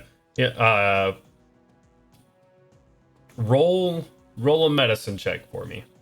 Ooh, medicine. Ah, medicine. Oh, medicine, another thing. We'll see. A 7. 7. You're unsure. It's gone, and the stitch work that's been done to it has probably distorted any of its features that would give you that sort of information. It smells awful. It smells like rot. But you're not exactly sure.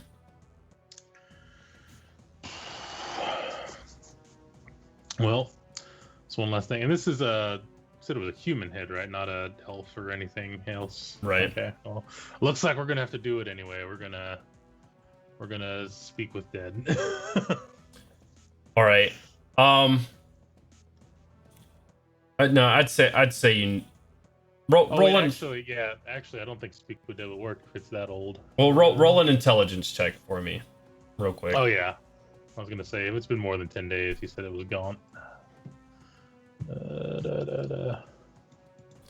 Well, you sit there as you think about casting this spell, and you think that the connection that you would get would be because you've just snuffed out whatever semblance of life that this thing had. What you would get in touch with is that same semblance of life, and not exactly the person that it was before. Right. Not the humanity portion of Exactly. it, which makes sense. Exactly. And Crowley's going to examine it. I cannot work with this. Even if I brought it back, it would not be any semblance of its former self.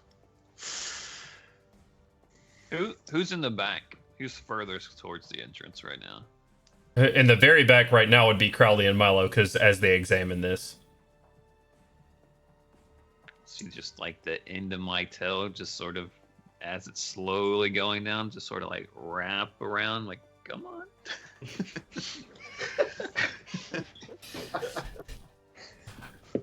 Milo, that's attacking me. I was about to say, Milo, as you stand there, metal hands on metal gauntlets on your hips, just sort of looking at this, like in deep thought about what this thing could be, what could be creating it. You see something start reaching up over your shoulder and starts touching it. You see a reptilian-looking worm wrapping around your head. How many teal worms you know of? I'll say, with a perception of 24, be like, All right. Yeah, we should probably go. You guys Let us be on our way.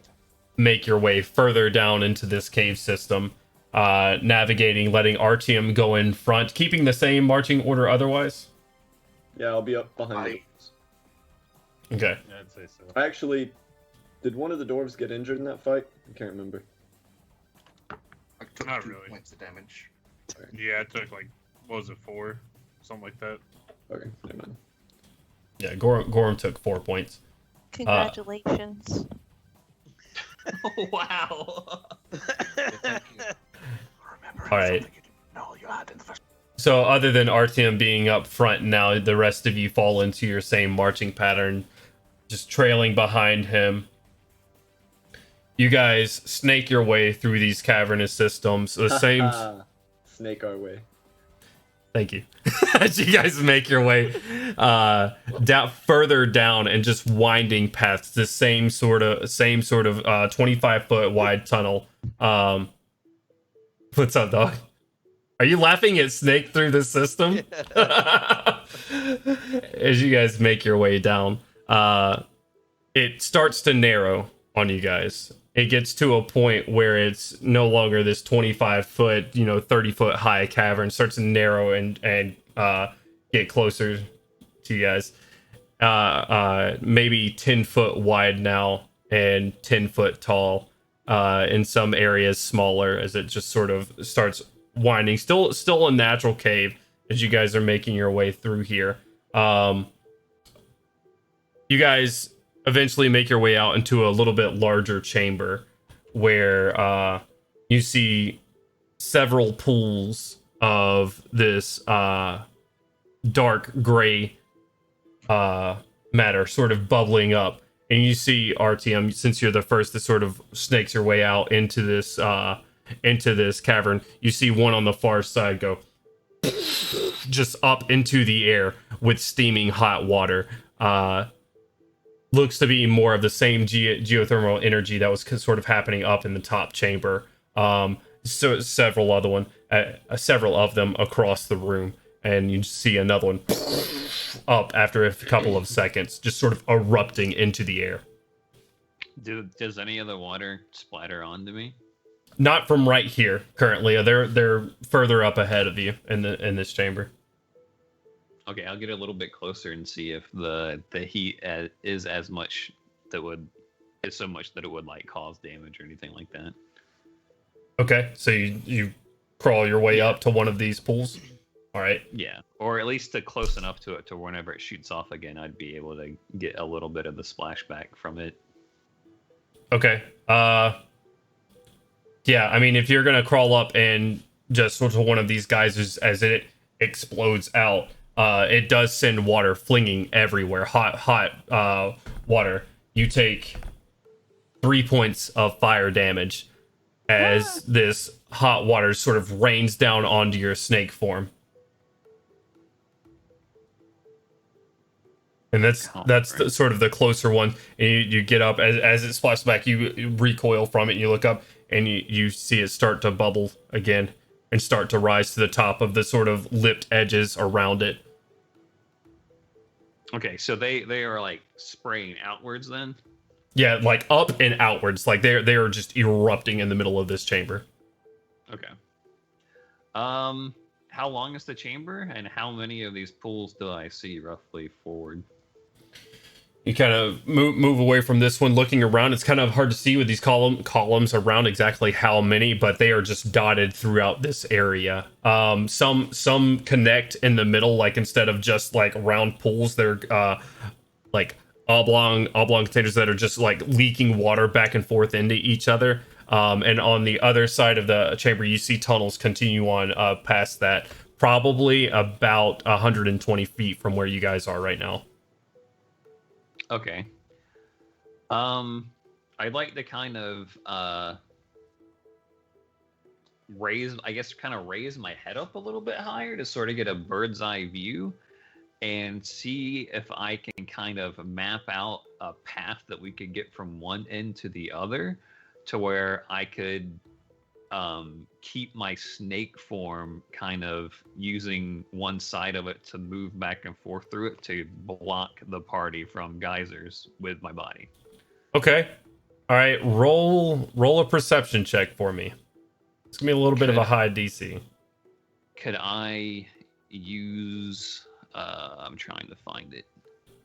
That's one of the things I have for being an outlander, to where I have a natural knack for being able to map out areas. Read it out to me if you can find it real quick. Shit. 1 second. Let me find it.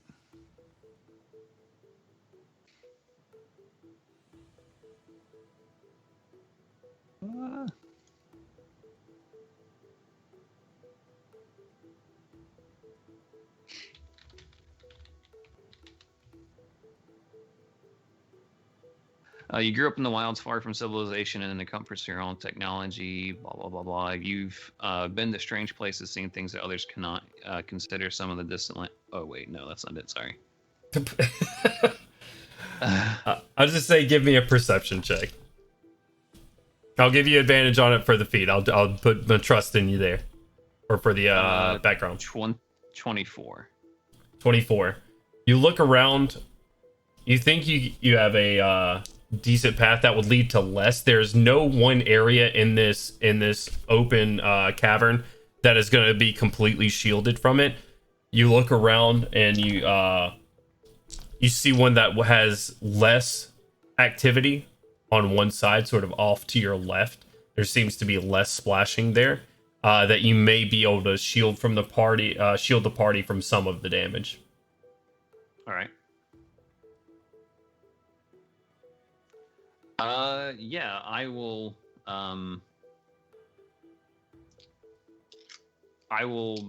kind of mosey on back towards the party and tell Gorham mentally that there's going to be a lot of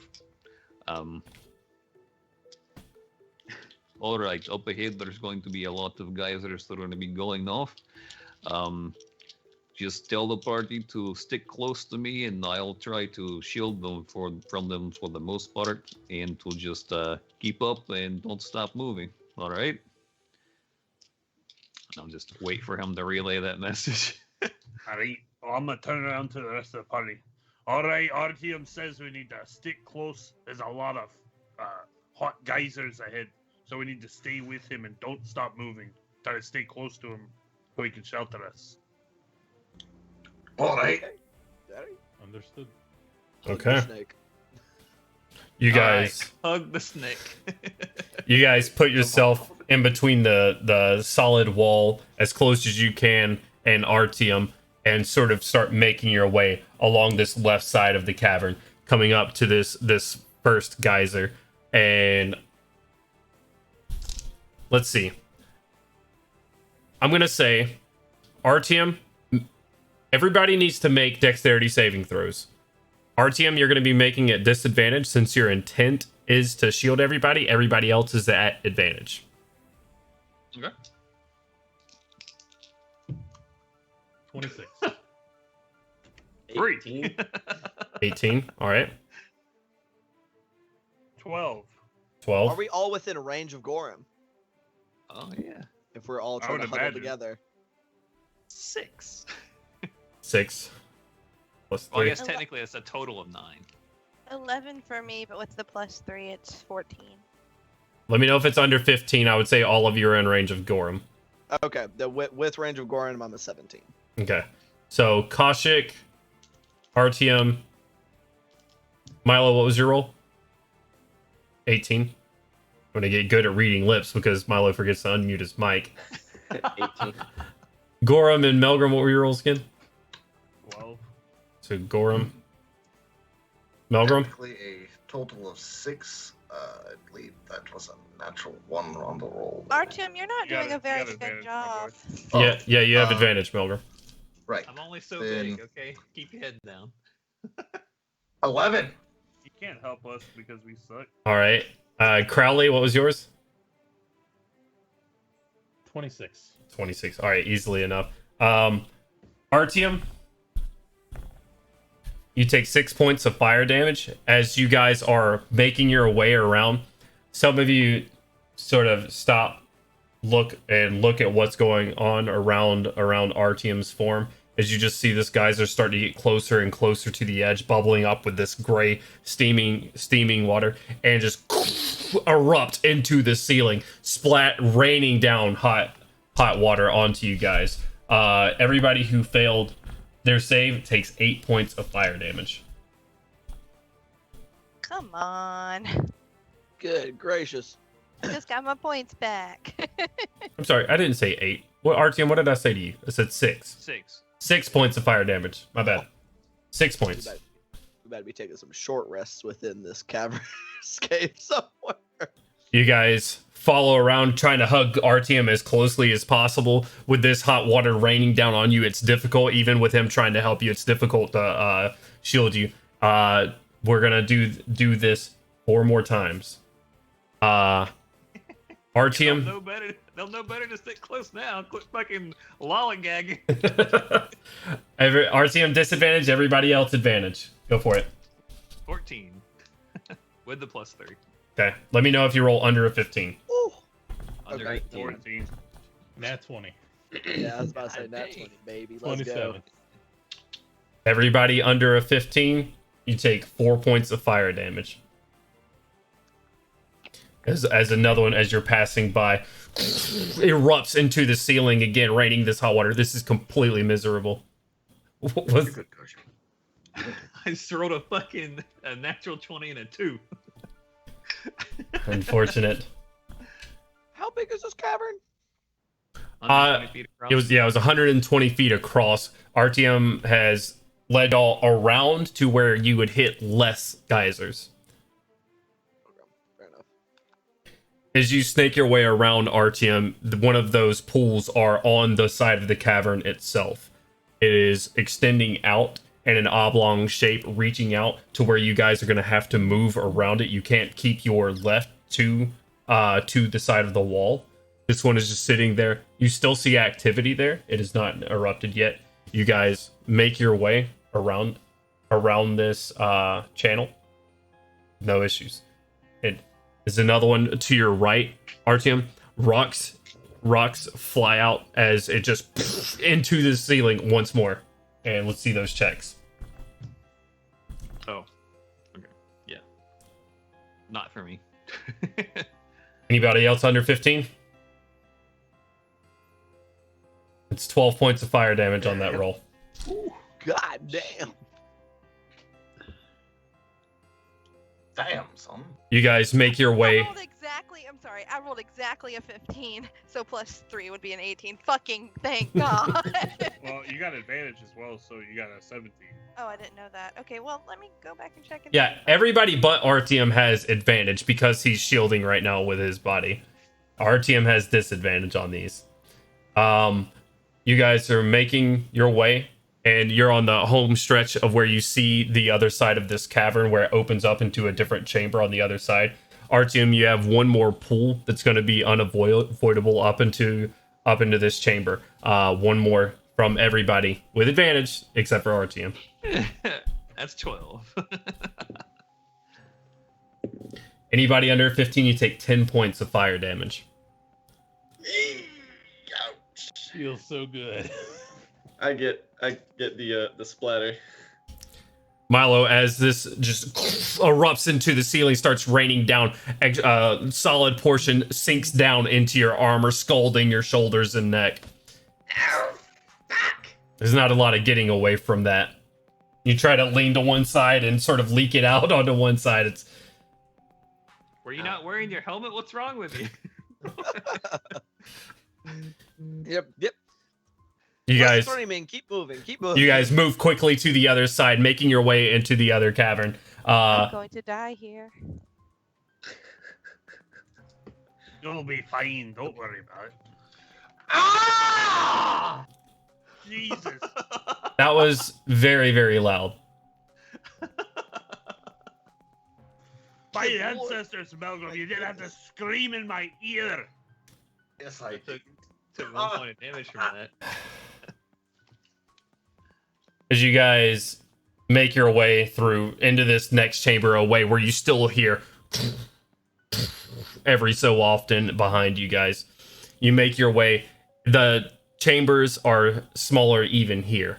They get to about where you're going to have to get back to single file. Artyom, in your form currently, if it gets any smaller from this point, you'll have to shape out of it. Currently, you can still make your way through, though.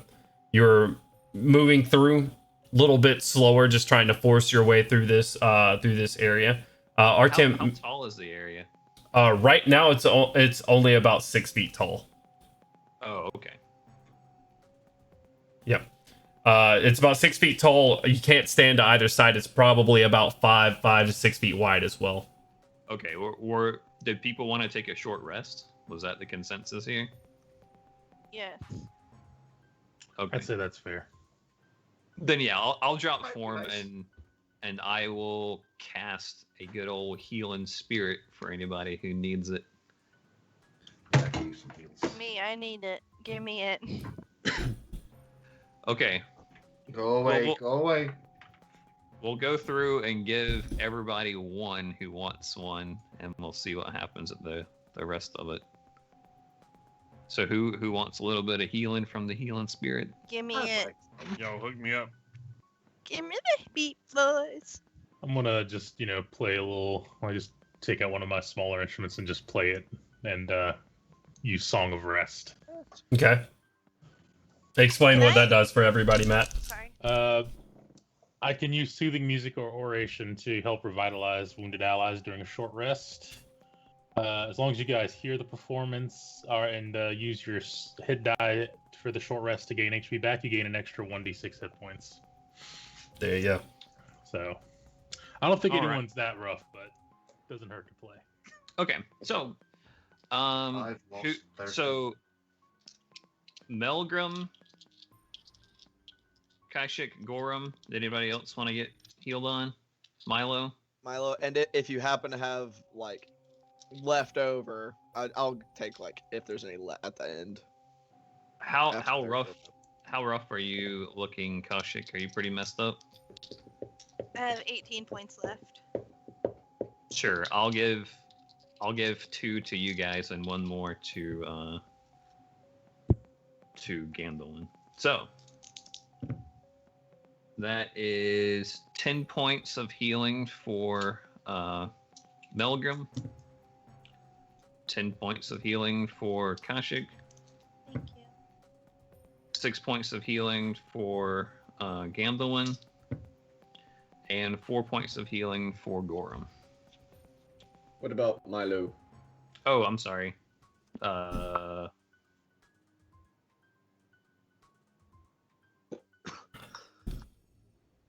I will hit Milo with a cure wounds because I would say keep in mind we got a short rest. We can spend hit die rather than spells. Oh yeah, I Yeah. forget we can heal on short rest. Yeah. What does that mean? So that doesn't mean anything to me in character, so I will heal Milo for 8. Okay. Hit die is something on a short rest, Brittany, where you take about an hour to sit down and get yourself back up. You roll what your hit die is, so your HP as a cleric is a D8, I believe. So you would roll a D8 and you can get that many hit points back. I believe it's plus your Constitution mod, correct? So Plus you roll 1 times your con. and for every dice you roll, Crowley, correct me if I'm wrong, but she gets a D6 added to it, right? Yeah. So you have up to your level in D8s, which is currently 6, so you can roll up to 6 D8 for healing. As you guys, get like half of them back on a long rest, right? So that'd be 6d8 plus 6d6. if you need Is to it- use is all of it- them, Is it a D6 That's a lot. per die you That- use? Or that's is what- it just No, one it's just one additional D6. I'm D6? sorry. okay, it's Yeah. 1d6. That's what I that's what I was That'd be asking earlier. busted. So Yeah, that's what I was like, good lord. you roll Oh, 1d6. So if I don't use all of them, You have You one, get- you have some of You them get left half over. back Have on a long some. rest. half Usually. back. Oh, okay, gotcha. Okay. Oh my I'm god, released. hell yeah. I Sorry, rolled guys. exactly what I needed. That's awesome. Crowley's just I'm gonna use strumming them, along the fiddle. As you I guys just- do this and sort of get your hit die settled out, as Crowley sort of playing a light tune, sitting up against or leaning up against a wall in this cavern as you guys make your way. Our team, you've sort of dropped your form, still out front currently. You still hear in the distance as you walked probably 80 to 90 feet down this tunnel where you come out into it widens out a little bit at this area where you're sort of relaxing and you just make sure it's safe in the immediate area. You're kind of looking around, leaned up against the walls, taking a breather. RTM, make a perception check for me. Got you. That is a 23. RTM is just sort of everybody sitting here. You see that vibrated my brain. Psychic damage. I know what it feels like.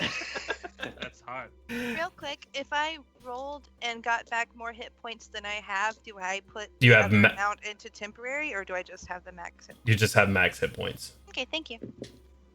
My pleasure.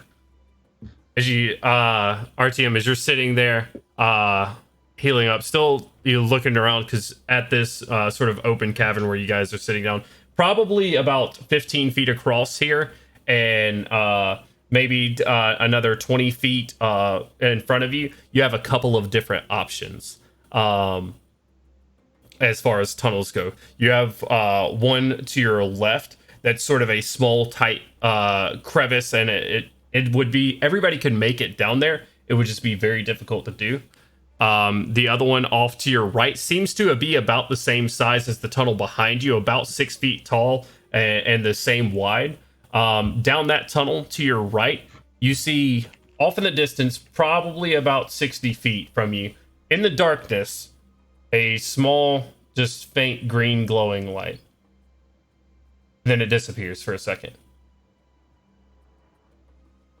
A couple of seconds later, you see it pulsing there again. I will announce to the group there is something fishy up ahead. There's some green light glowing and pulsing in the distance. Okay. He's like how bright is it?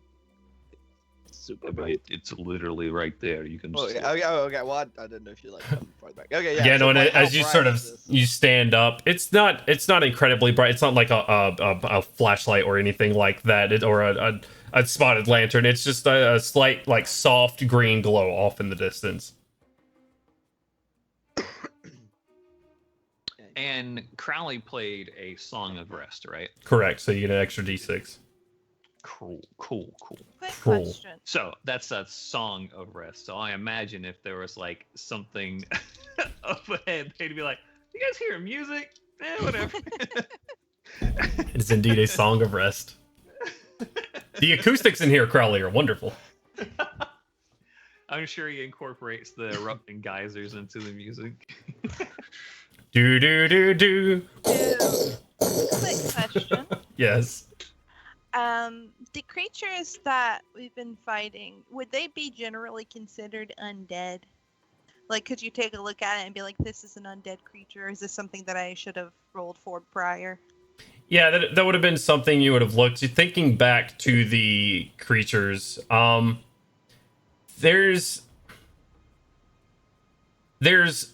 some undeath to them, but they're not like undead that you have absolutely seen in your past, being from Karnath.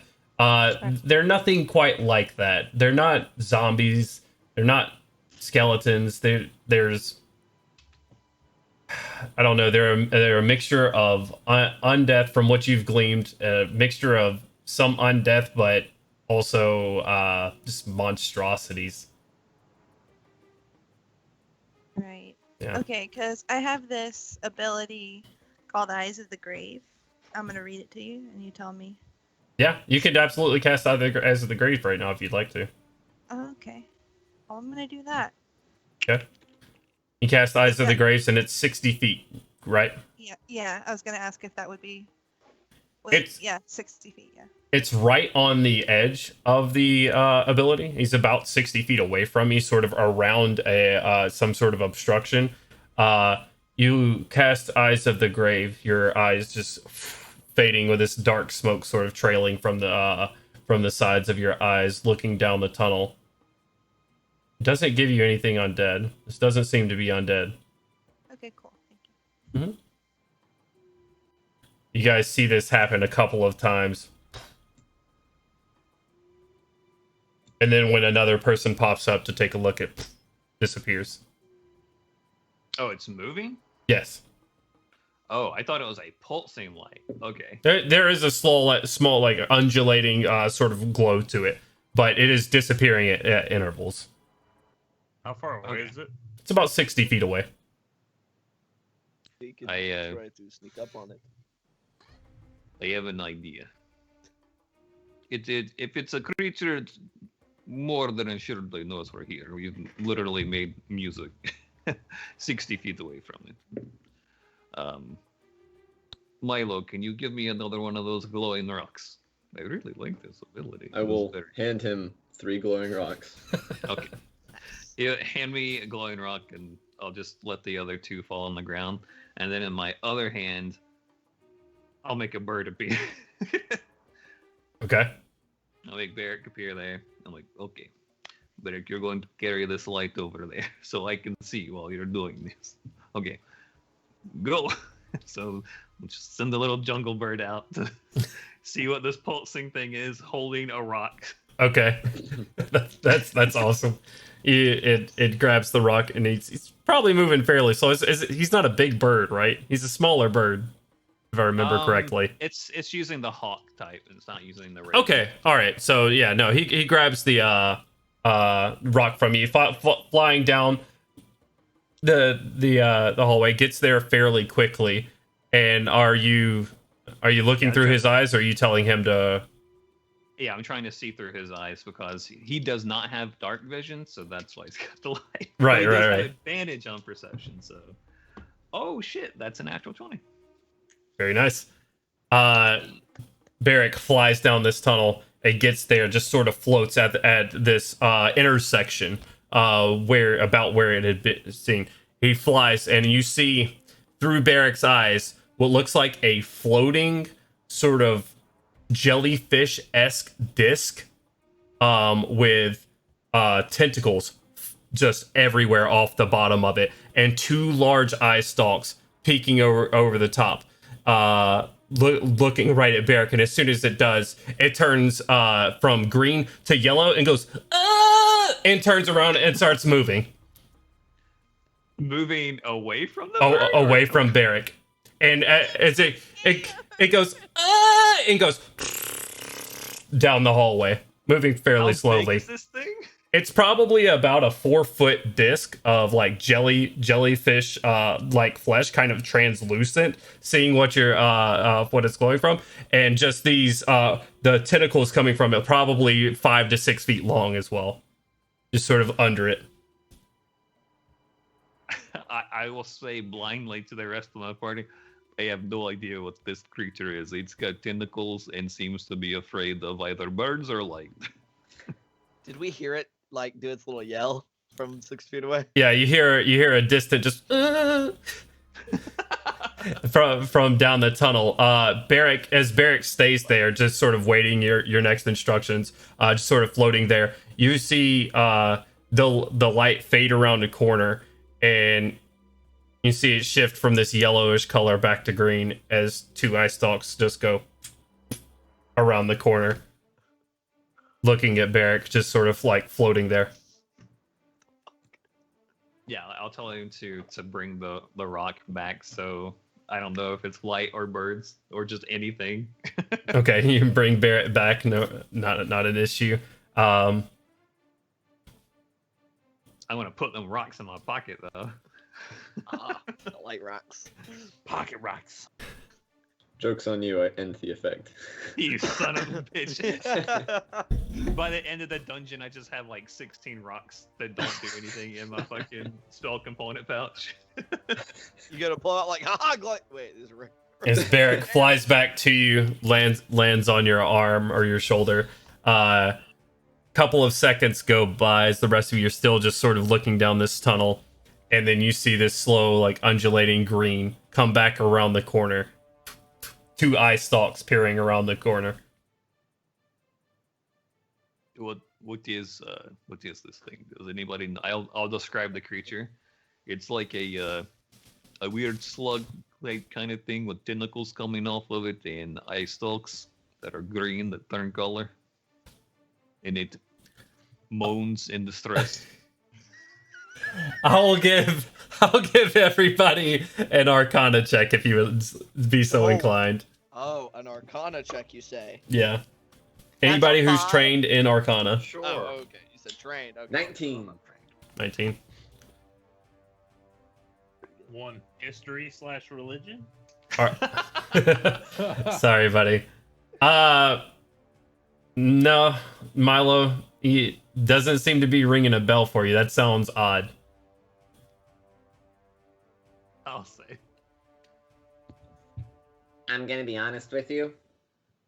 10 years of academy education, and I ain't got an idea. All right. Well, I could go talk to it I could try to talk to it. Doesn't seem like it's super deadly or anything. It But was like running. I don't know what most of the things I come across are, to be completely honest. Yeah, let's go ask it what it is. I'm down with that. Was it just run away? Oh, sure. And then we follow it. Well, we should probably. I don't know if it didn't like the light or if it was just afraid of everything. Oh, So, brother. You said it's how far away from us right now? It's about 60 feet away from you currently. Yeah, okay. Gorham is moving towards actively. Wait, hold on. How about I just Gorham is not holding on. talk to it? Gorum, Okay. tink, tink, tink down the hallway. You're making his way towards. Are you? I'm my brother. All right. okay, Milo can talk to it. That should be fine. I think he knows what it is. Maybe I'm not sure. He Nope. said he. Oh, No okay, idea. Well, give it a shot. Give it a chat. I'm Alright. sure he can hear you. Gorum and Excellent. Melgrim are about halfway there at this point. Do you know if it's good or bad, brother? I will send it a message Oh, asking, blue. "What are you?" You hear a response back in the same sort of quivering voice. I'm Gilly. Oh. Gilly. Don't show hostility, and we won't attack you. Okay. I will convey that it has sort of agreed to not be hostile. Okay. to the dwarves that are advancing on it right now. Gorham At the same and time. Melgrim, as you sort of make your way around, the green shifts slowly back to yellow a little bit as the disc sort of makes its way out into this hallway in front of you, slowly and very I can't think of the word, very very carefully around the corner. As you just hear it floating in the air toward not towards you currently, it's sort of just still staying on the corner. Hi, I'm Gilly. Go, hello, I am Artyom. I hate Just it. kind of like wave over I'm the people. Malcolm. I guess we I'm make a Gorham. roll. As all of What you are you? start introducing yourselves, the ice dog just kind of like switch in between the people in the back and the people right in front of them, taking in all of these introductions. I am Gilly. I'm a flumph. Oh my god. Oh, what? A flump. I'm a flumph. What is a flump? Is this an emotion or And- a species? And Ice Talk, as you ask this, I'm a flumph. Gandalin, just from afar. That is very helpful. What are you doing here? There is no reason to fear us if you do not mean anyone harm. I live here. Are you Oh. poisonous? No. Oh, Come, you can I'll come go. closer. We Shake. mean you no harm. Slowly makes its way out, and the ice dogs just kind of move down closer to the dwarves, looking at you pretty closely. This We same. have dangerous creatures here. The- Have you seen any? Motherfucker, like, I ain't got time for friends. There's a lot of dangerous things here. I could help you find them, maybe. All right. Lead the That way. would be. Shrug. Gorham, just so you are aware, this happened in the middle of your short rest. You guys have not quite finished your rest yet. Well, we were just sitting down and relaxing. Would you like to, I guess, come chat with us or something? We could discuss the situations. Do you eat meat? No. Do you like alcohol? I'm not sure what that is. Well, you're about to find out. Does it have a mouth? Not that you see currently. Our team that does Oh. not have mouth. How does it consume? It might be on his belly. Shut up. Well, and its eye stalks kind of move down, looking at both Gorham and Melgrim simultaneously. Should we go that way? It's the green light sort of undulating from inside of its body, this bioluminescence sort of, as it just kind of looks you guys up and down. Every sort of intricacy that you have on your character, looking up and down the hammer and your armor, and then looking at your wolf totems on your beard, Melgrim, just sort of examining anything interesting that you may have on you, just kind of taking it all in. And it gets, eventually, if you guys sort of just stand there in this conversation for long enough, it gets closer and closer to you, like uncomfortably close, like in your personal area. I will take think a deliberate, largish step backward. I'm going to shake its hand if it gets close to me. Just grab a tentacle. Yeah, well, I work you. And currently, Melgrim and Gorham are obstructing, and you got two dwarves with weapons obstructing his path currently. Oh, I mean, yeah. If it didn't come any closer, I imagine Gandalf would have kind of walked on over to get a closer look at it. Because like, if it's not going to come any closer, then go over here, go to it, kind of looking at it. Okay. You're a strange creature. You guys eventually lead it back into this sort of cavern where you were taking your rest. Some of you still uneasy with its presence there, being as strange as it is. You look it up and down. It is an odd creature, to say the least. this sort of a fleshy material and this constant sound coming from these long what would look like tentacles but are just tubes where it looks like slight air movement at the tip of them as it's just sort of floating in here, eyes looking around, getting as close as it can to a lot of you. This green light now just glowing and like pulsating from within, it brighter than it was before, looking over each and every one of you, studying.